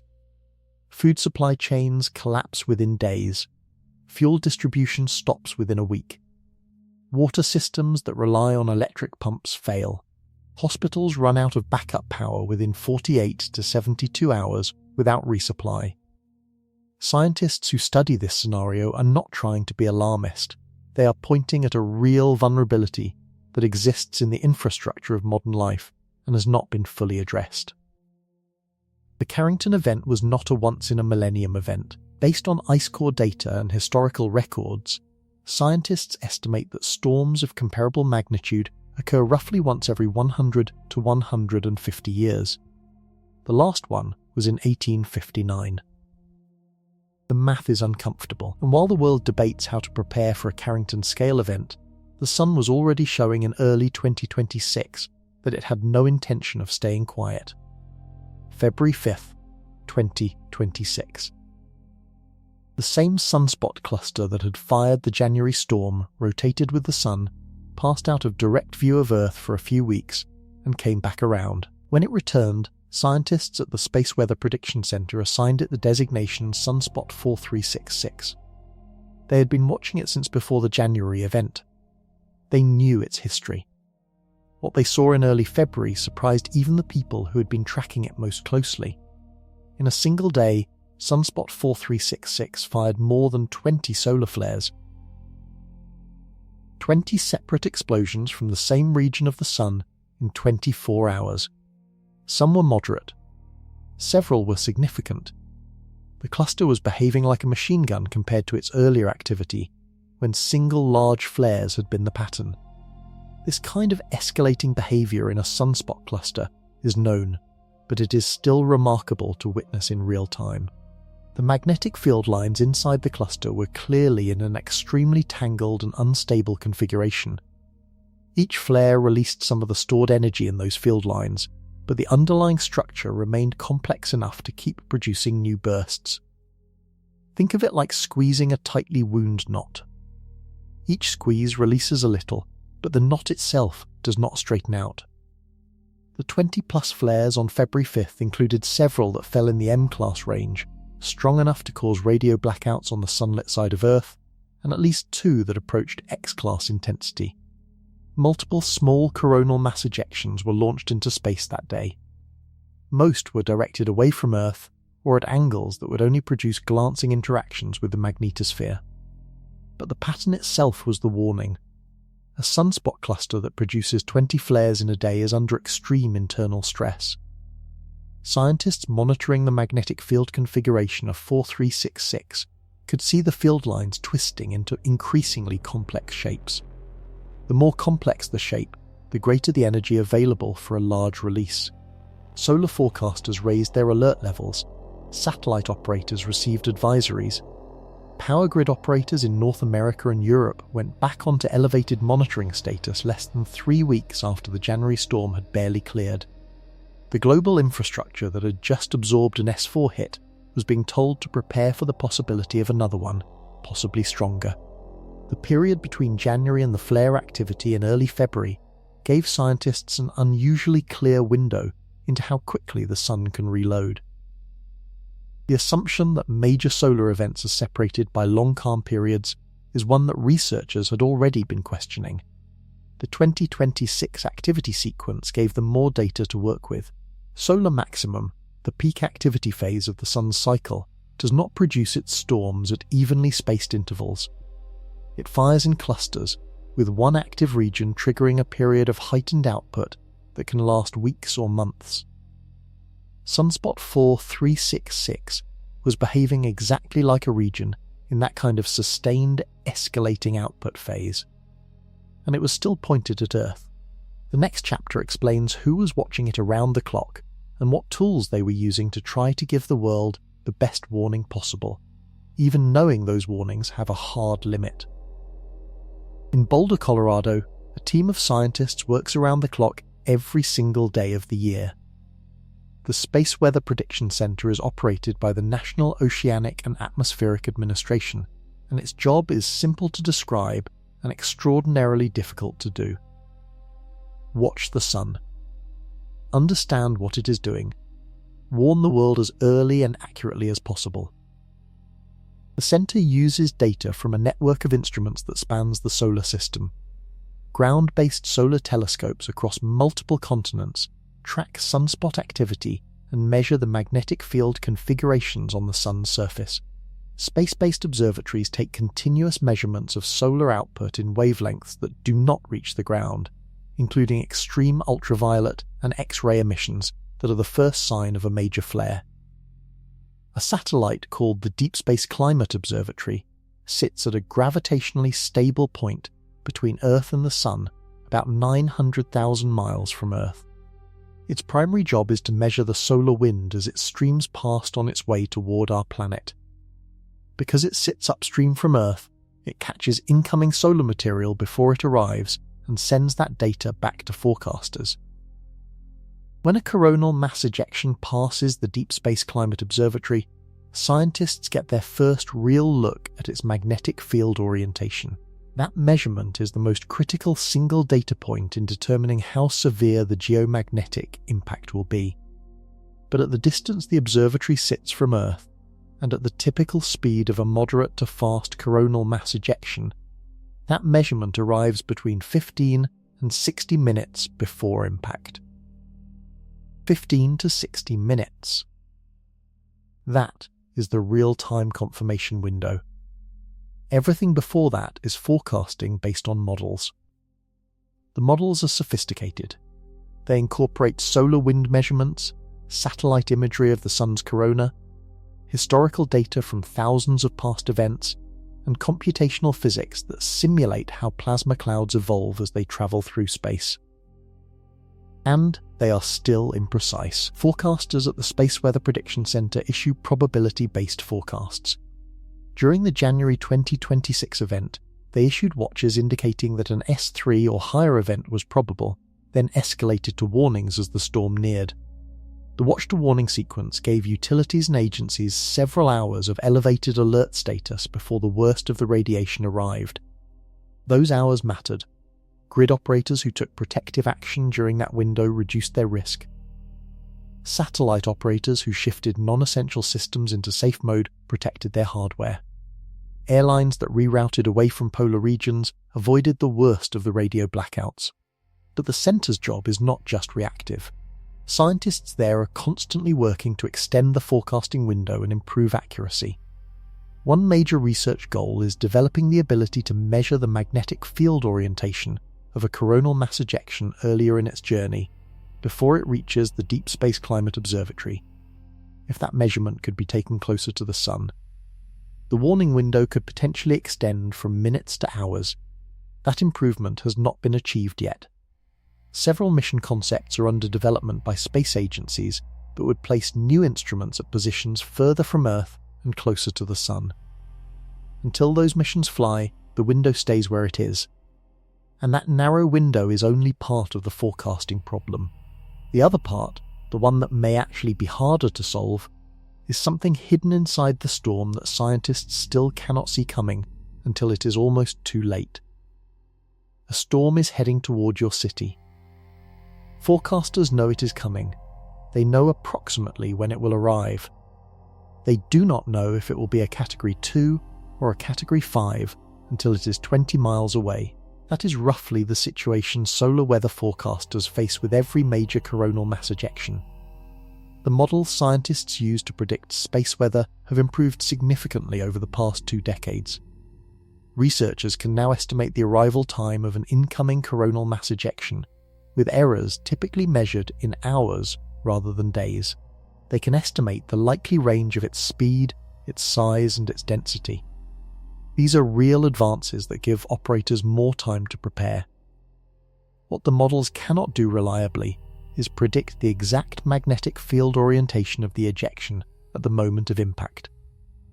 And that single factor determines more than any other whether the storm will be a manageable disruption or a severe crisis. Here is why. When a coronal mass ejection reaches Earth, it brings its own magnetic field embedded in the plasma. If that field points southward, opposite to the direction of Earth's magnetic field, the two fields connect efficiently. Energy transfers rapidly into the magnetosphere. The result is a severe geomagnetic storm. If the field points northward, in the same direction as Earth's field, the connection is weaker and the storm is far less damaging. The difference between a storm that barely registers and one that collapses a power grid can come down to the direction of this single magnetic measurement. Forecasters can make educated guesses about field orientation based on how the eruption formed on the Sun's surface. The structure of the sunspot group, the direction of the magnetic field lines in the source region, the shape of the ejection early in its launch, all of these feed into probability estimates. But the plasma cloud evolves as it travels through space. It rotates. It interacts with other materials streaming out from the Sun. By the time it arrives, its magnetic orientation can be different from what was expected when it left. During the January 2026 event, early models suggested a moderate storm was most likely. The actual impact was significantly stronger. The field orientation at the moment of arrival was more southward facing than forecasters had projected. That mismatch drove the storm to S4 rather than the S2 or S3 that initial models had favoured. Forecasters documented the miss carefully. Post-event analysis is a core part of how the field improves. Scientists ran back through the data, found the point at which the plasma cloud's field rotated during transit, and identified the gap in the models that failed to capture it. That gap is now a research target. Fixing it could mean the difference between a 12-hour warning and a 2-hour warning for future events, but until the fix is in place, every forecast carries uncertainty that can only be resolved when the storm is almost at Earth's door. For grid operators, airline dispatchers, and satellite engineers, that means making multi-million-dollar decisions based on probabilities rather than certainties. That is hard enough when the thing you are waiting to confirm is something forecasters know to look for. The next detail is something they could not see at all until the storm arrived, and it revealed a vulnerability hiding beneath the surface of the entire planet. Every coronal mass ejection carries a hidden card. Scientists call it the magnetic field polarity, and it stays hidden until the last possible moment. Picture 2 bar magnets. Hold one with its north pole facing the other magnet's south pole, and they snap together strongly. Flip one around so both north poles face each other, and they push apart. Earth's magnetic field and the magnetic field embedded inside an incoming plasma cloud interact the same way. When the cloud's field and Earth's field are oriented in opposite directions, they connect. Scientists call this southward-facing field, or negative Bs. When that connection happens, the cloud's energy pours into the magnetosphere rapidly. The shield does not break. but it transfers an enormous amount of energy into the system. That energy drives geomagnetic currents, aurora at low latitudes, satellite interference, and ground-level electrical disturbances in power lines. When the cloud's field faces the same direction as Earth's, the energy transfer is far gentler. Scientists call this northward-facing field, or positive Bs. The storm may barely register as more than a minor disturbance. The same plasma cloud, identical in size and speed, can produce radically different outcomes at Earth, depending solely on which way its magnetic field is pointing. And scientists cannot measure that orientation until the cloud reaches the Deep Space Climate Observatory, sitting about 900,000 miles sunward from Earth. At the speed of a fast-moving coronal mass ejection, that distance represents under an hour of warning time. The January 2026 event had a strongly southward-facing field. That is the primary reason the storm reached S4 rather than something lower on the scale. Models going into the event had assigned a significant probability to the cloud having a more northward orientation. When the Deep Space Climate Observatory confirmed the actual orientation, forecasters updated their alerts immediately. But the storm was already less than an hour from impact. The challenge of measuring field orientation earlier in the storm's journey is one of the most active problems in space weather science. Researchers have proposed spacecraft stationed closer to the Sun, instruments that could observe the internal magnetic structure of a coronal mass ejection hours after it launches rather than hours before it arrives. Some of these proposed missions are in development. None are operational yet. For now, the last-minute confirmation at 900,000 miles from Earth remains the state of the art. Operators work with that constraint every time a major storm approaches. There is one more layer to this problem that makes it even harder. Sometimes a coronal mass ejection does not travel alone.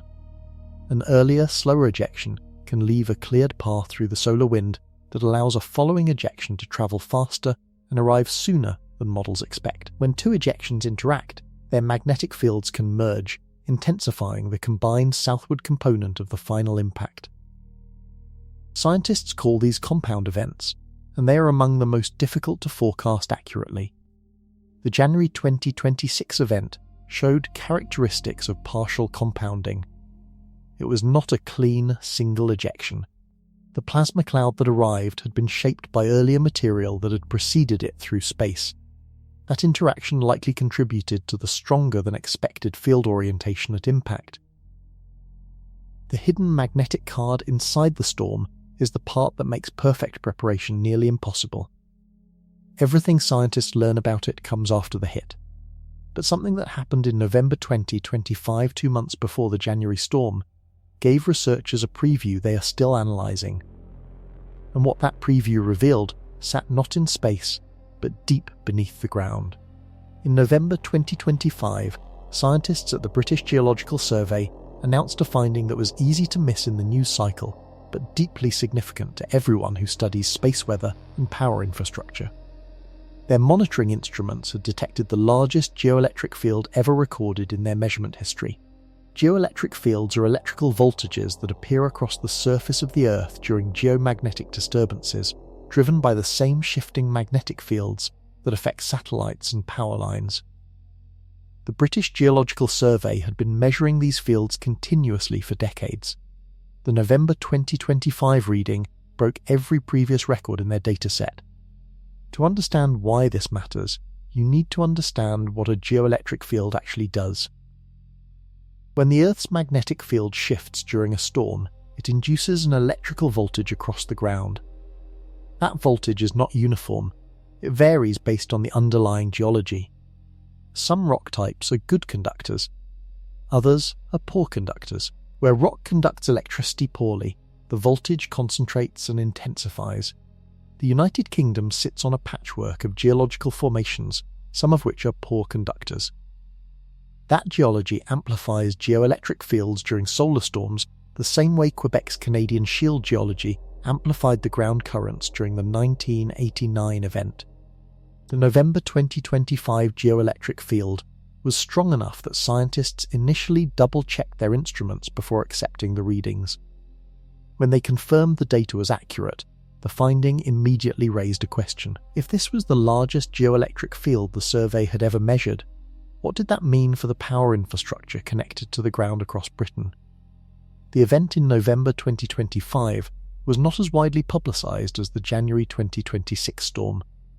The solar activity driving it was less dramatic, and the visible effects like aurora were limited. But the underground signature was exceptional. British grid operators were informed. They reviewed the performance of their transformer network during the November event and found evidence of elevated geomagnetically induced currents in several transmission corridors. The currents had not caused outages. The grid had held. But the induced current levels at some monitoring points were higher than engineers had considered likely under normal planning assumptions. The November 2025 event and the January 2026 storm together were telling scientists the same thing. The 2025 to 2026 period was producing space weather of unusual intensity, and the ground beneath cities was responding in ways that infrastructure planners had modelled but perhaps not fully prepared for. Scientists at the British Geological Survey published their November findings alongside recommendations for updating the geoelectric field models that grid engineers use when designing protection systems.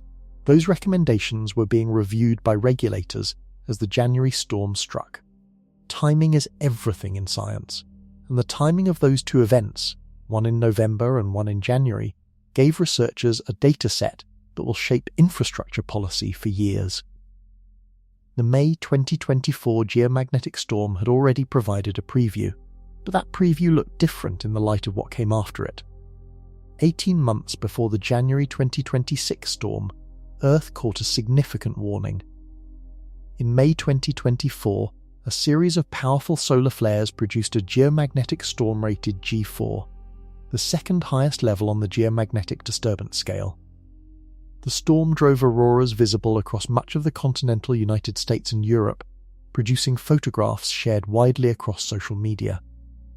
For most people, the event was a beautiful light show. For aviation, it was something else. Airlines operating across the North Atlantic and over polar regions reported disruptions to high-frequency radio communication similar to, though less severe than, what would occur again in January 2026. Flight dispatchers rerouted some services. Air traffic control increased separation distances in affected areas. Some carriers issued advisories to their flight crews about elevated radiation exposure on polar routes.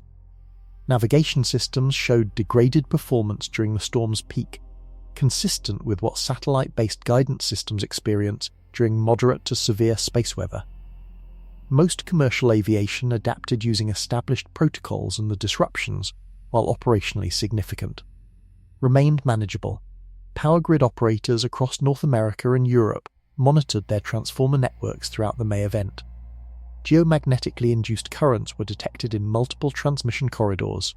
Some utilities recorded current levels at their transformer monitoring points that fell within ranges they had considered concerning but below their action thresholds.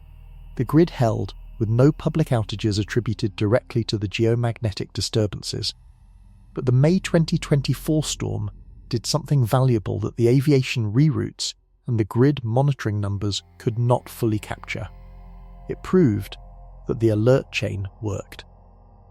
The Space Weather Prediction Center issued timely watches and warnings. Utilities received the alerts. Aviation authorities notified carriers. The system of communication between space weather forecasters and the industries that depend on their forecasts functioned as designed. That confirmation of the alert chain was important, because the system had not been seriously tested at scale in years. What the May 2024 storm also revealed, in retrospect, was the gap between how the industry perceived its own readiness and how it actually performed under pressure. Some utilities that had installed geomagnetically induced current monitoring equipment found that their instruments were logging data nobody was actively reviewing during the storm. The sensors were working, the alerts were arriving, the human attention was lagging. Closing that gap between having the right instruments and having the right human response protocols became a focus area for several major grid operators in the months between May 2024 and January 2026. Whether those improvements made a meaningful difference in January is something regulators were actively assessing in the months that followed.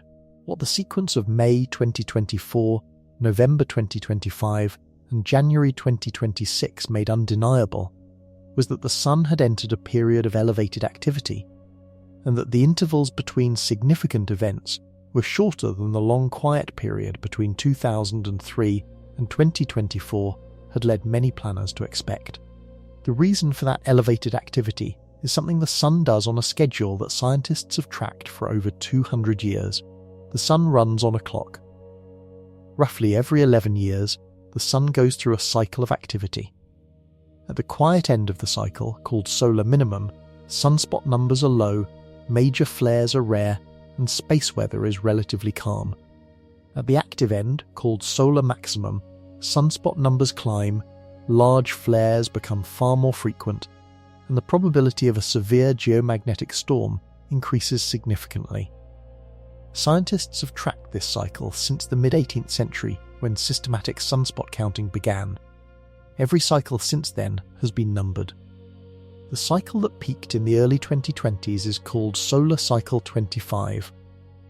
Solar Cycle 25 has been more active than most predictions suggested it would be. When the cycle began its upswing around 2019 and 2020, several forecasting groups predicted it would be a moderate cycle, similar in strength to the relatively quiet Cycle 24 that preceded it. Instead, Cycle 25 showed sunspot numbers and flare frequency well above those predictions. By 2023 and 2024, scientists were revising their estimates upward. By 2025, the cycle was producing activity levels that ranked it among the stronger cycles of the past century. Solar maximum for Cycle 25 was estimated to peak somewhere between 2024 and 2026. The January 2026 storm and the subsequent activity of sunspot 4366 in February arrived right in the middle of that predicted peak window. This timing is not a coincidence. It is the cycle behaving as cycles do. Peak activity periods produce the most sunspots, the most complex magnetic field configurations on the Sun's surface, and the highest rate of significant coronal mass ejections directed at Earth.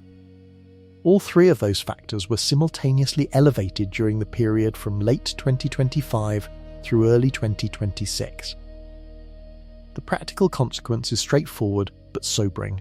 The storms were not a random spike. They were expected, at least in general terms, as part of the cycle's peak. And cycles do not end abruptly at their peak. They decline gradually over several years after maximum. During that decline, significant events become less frequent but do not disappear.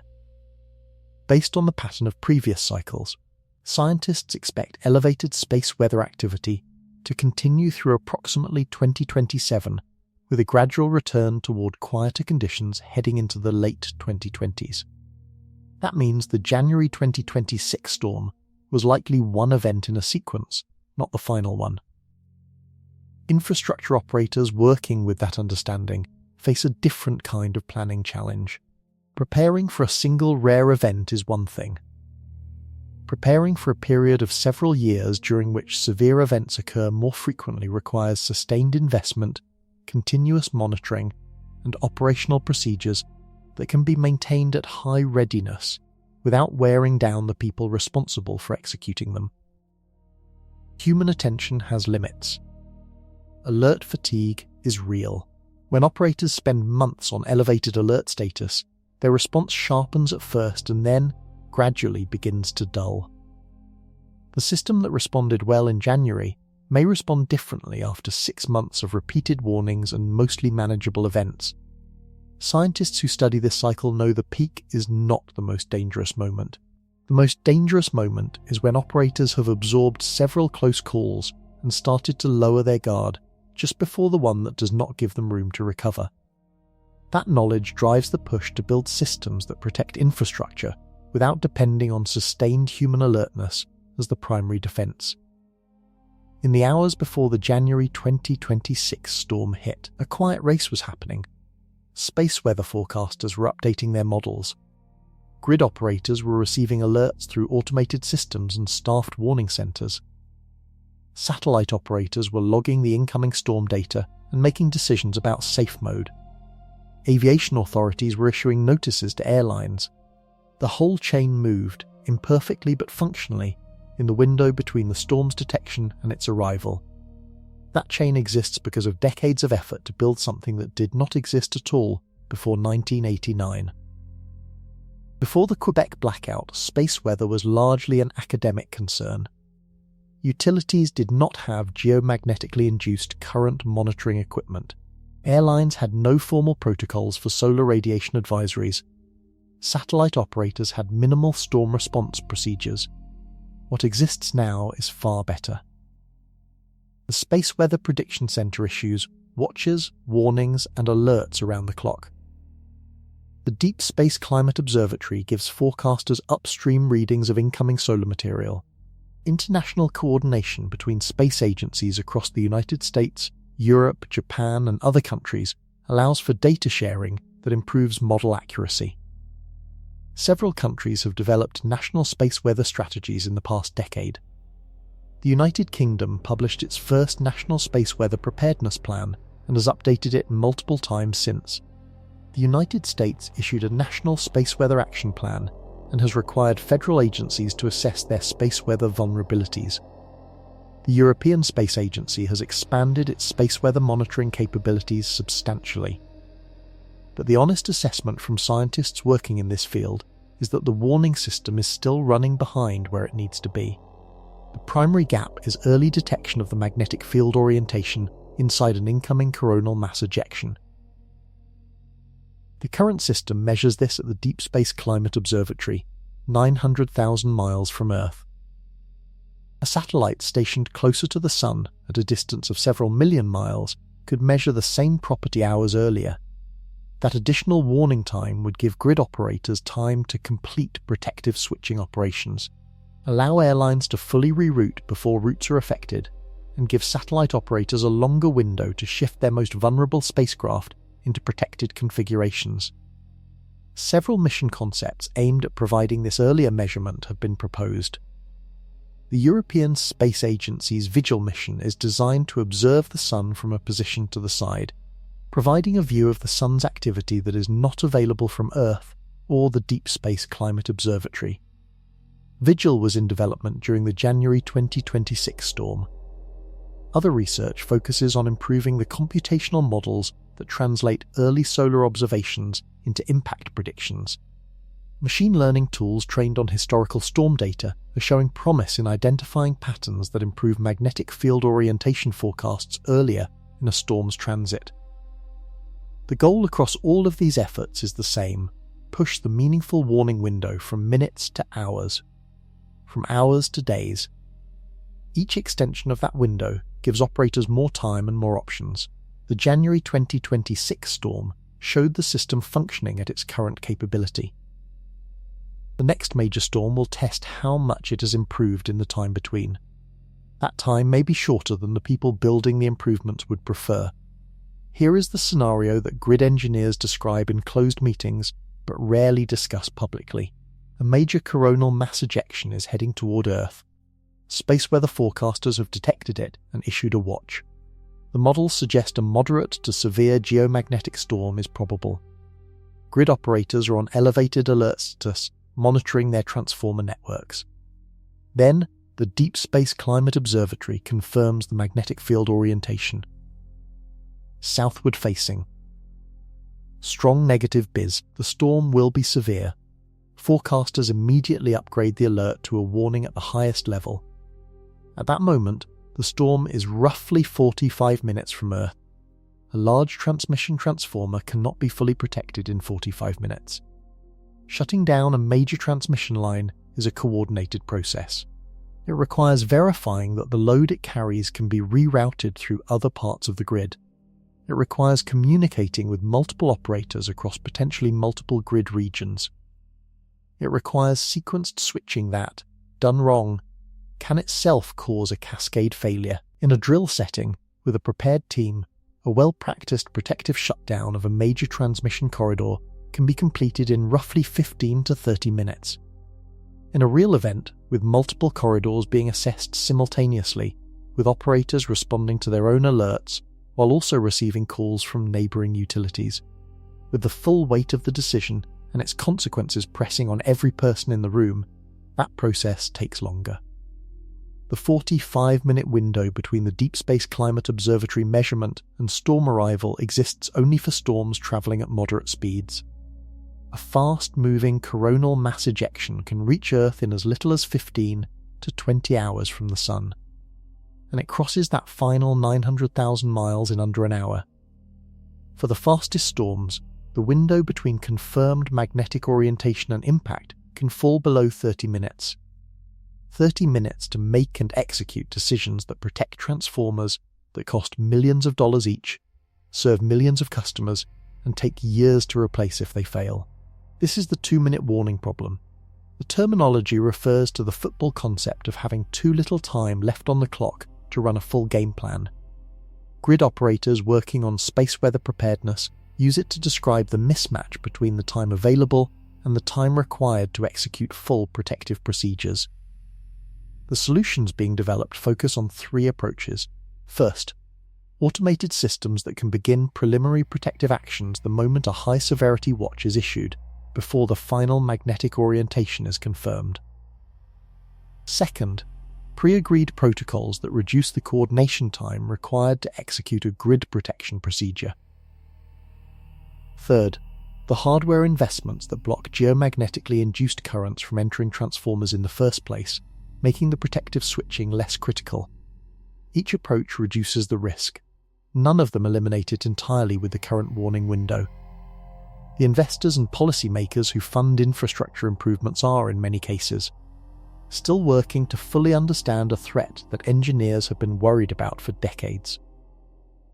The January 2026 storm moved that conversation. Whether it moved it fast enough is a question the next major storm will eventually answer. Power goes out all the time. Most people have experienced it. A car hits a utility pole. A thunderstorm brings down a line. The power blinks off, comes back in a few hours, and life continues. That experience shapes how most people think about grid failure. As an inconvenience. As something temporary. As a problem the utility company solves by sending a truck. A large-scale geomagnetic storm causing transformer failures across multiple regions would be different in ways that are difficult to fully picture without walking through the sequence. Day 1. Power goes out across a wide area. Cities, suburbs, rural communities all go dark simultaneously. Emergency services switch to backup generators. Hospitals activate their own generator systems. Most fuel stations lose power, making it difficult to refuel the vehicles running backup systems. Fuel deliveries depend on trucks equipped with navigation and dispatch systems that run on electricity. Those trucks start having problems finding operating fuel stations. Day 3. Backup generators at hospitals have been running for 2 days. Fuel supply chains are disrupted. Some hospitals begin rationing power to essential systems. Water treatment plants that rely on electric pumps to move water through the system start reducing service pressure. Supermarkets without backup power have lost their refrigerated inventory. Food supply to affected areas begins to contract. Day 7. The generator fuel situation becomes critical in many locations. Hospitals in areas without fuel resupply have begun evacuating patients to facilities outside the affected zone. Water pressure in many cities has dropped to the point where upper floors of buildings have no service. Sewage systems that rely on electric pumps are backing up in some areas. Cell towers have lost power. Mobile networks in the affected area are largely non-functional. Day 30. The affected area is in a sustained emergency. The transformers that failed are on order from manufacturers. Lead times are measured in months. Emergency management agencies are coordinating resupply corridors. Populations in the worst affected areas are relocating where possible. Critical care patients, elderly people, and those dependent on electric medical equipment are the most severely impacted. This sequence is not speculation.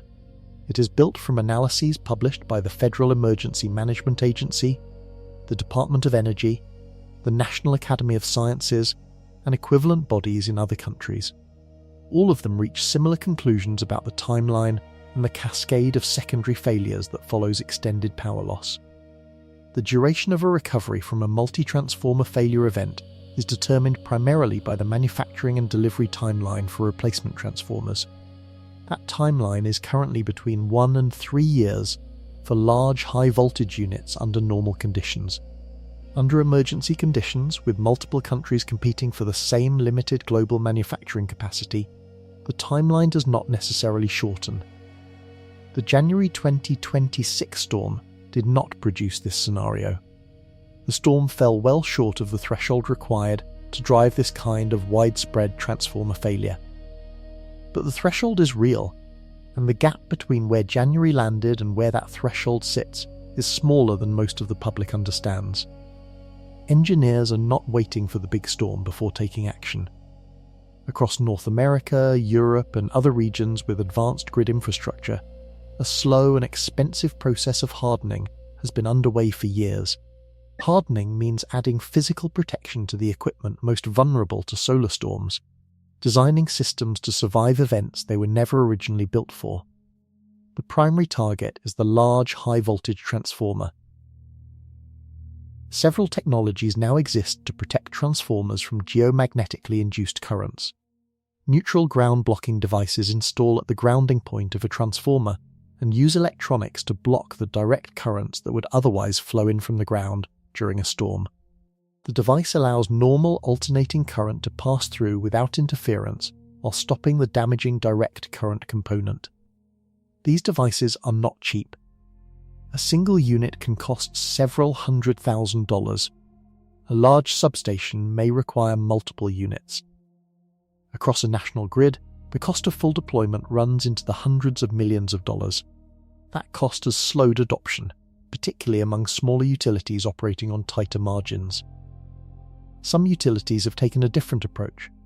Instead of blocking ground currents at every transformer, they have installed monitoring systems that measure the incoming current in real time and alert operators when levels cross action thresholds. The operators then have the option to take the transformer offline before damage occurs, accepting a controlled loss of transmission capacity in that corridor rather than risking a permanent transformer failure. This approach requires fast human response. It is the approach that depends most heavily on the warning time available and the speed of operator decision-making. It works well when the storm is forecasted accurately and the warning window is long enough. It is the approach most exposed to the 2-minute warning problem. Satellite manufacturers have also been working on hardening. Modern satellites designed and built since roughly 2010 are generally built to higher radiation tolerance standards than earlier generations. Shielding around sensitive electronics has improved.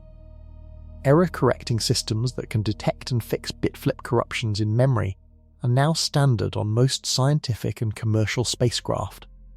Software procedures that can automatically switch vulnerable systems into protection modes without ground controller intervention have been implemented across many satellite fleets. The gap between the satellites launched before these improvements and the ones launched after them is significant. Several older satellites still in operation carry hardware that was designed for a quieter solar environment. As those satellites reach the end of their operational lives and are replaced by newer designs, the overall resilience of the satellite constellation improves. The aviation sector has focused its hardening efforts on communication redundancy and crew training. Airlines have updated their space weather response protocols based on lessons from the May 2024 and January 2026 events.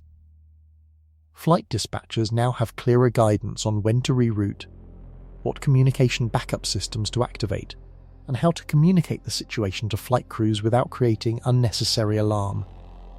Progress across all of these areas is real. It is also unfinished. The hardest infrastructure to harden is the oldest and the most deeply embedded, the equipment that was installed decades ago and cannot be replaced without disrupting the service it provides to millions of people every day. Replacing it takes time and money. protecting it in place requires technology that is still being deployed. And doing both fast enough to be ready before the next major storm requires a level of coordinated urgency that modern infrastructure planning rarely achieves. The one sector that faces a version of this problem on a global scale, all at once, is the one that most people never think about until it is gone. The question sounds extreme. Scientists take it seriously. The internet is not a single object. It is a network of physical cables, data centers, wireless towers, satellite links, and submarine cables that span the entire surface of the planet. Some of those components are extremely vulnerable to space weather. Others are highly resistant. The total impact of a severe solar storm on the global internet depends on which components fail and how many fail simultaneously.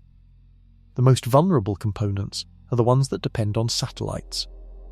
Satellite internet services, which now connect tens of millions of users in areas where ground-based cable infrastructure does not reach, operate in orbits that sit directly in the path of solar radiation.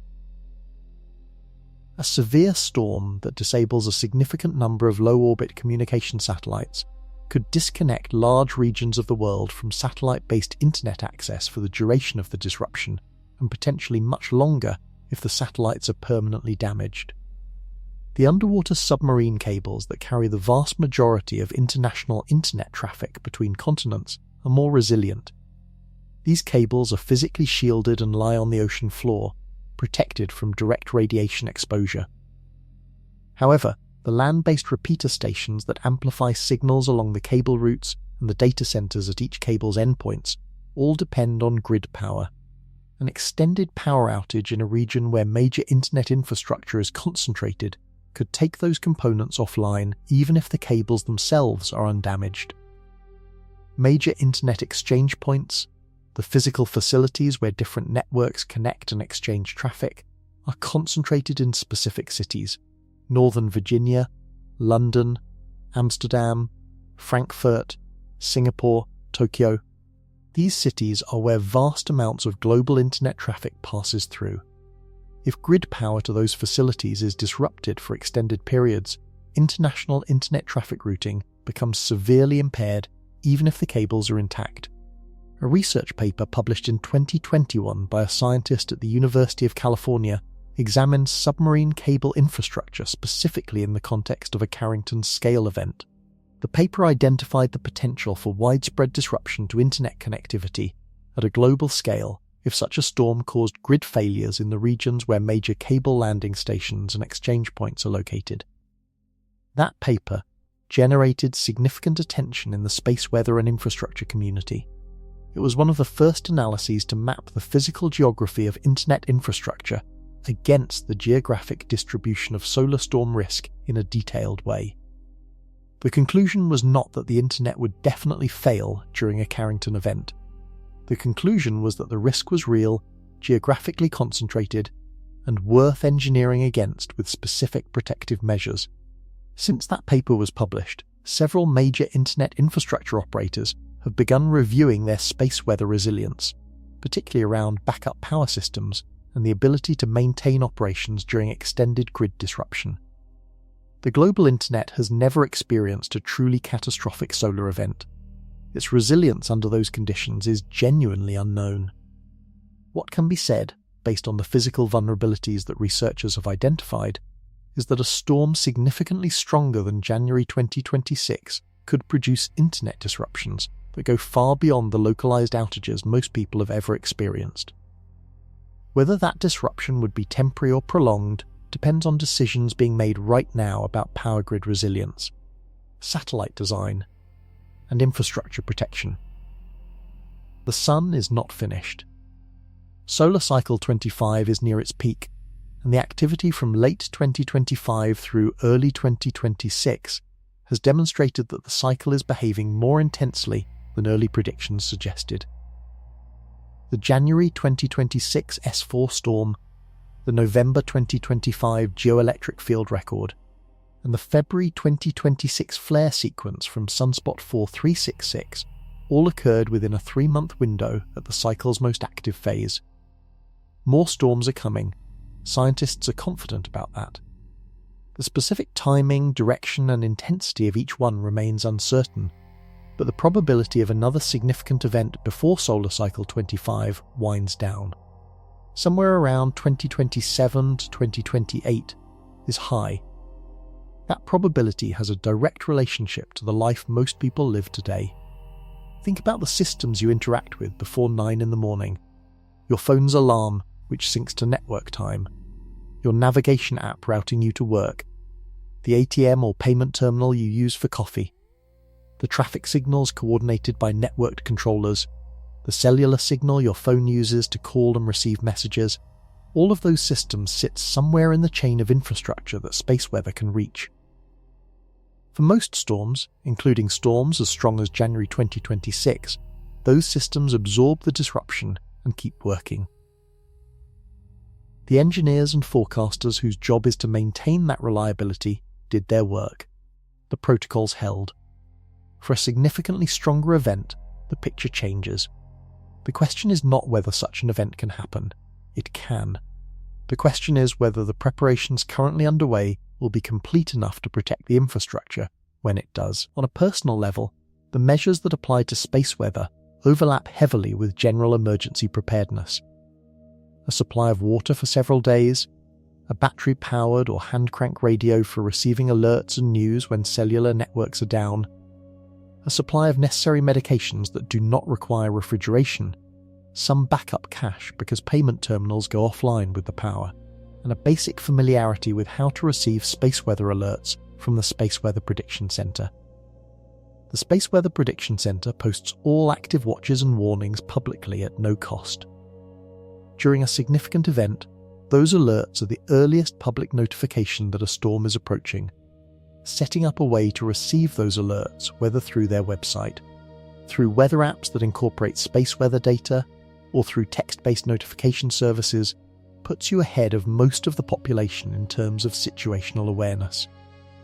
The bigger work, the transformer protection, the satellite hardening, the early warning satellites, the grid modernization, happens at scales that require government action and industry investment. What individuals can do is understand the risk clearly enough to support the policy choices and infrastructure investments that address it. The Sun has been doing this for 4.5 billion years. Earth has been absorbing its storms for just as long. What is new is the layer of technology humanity has wrapped around the planet, and the question of whether that layer is built to last through the storms that are already on their way. The January 2026 event gave us a look at what a serious hit feels like. Science, engineering, and a functioning alert chain held things together. The next test is already being calculated somewhere inside a growing sunspot.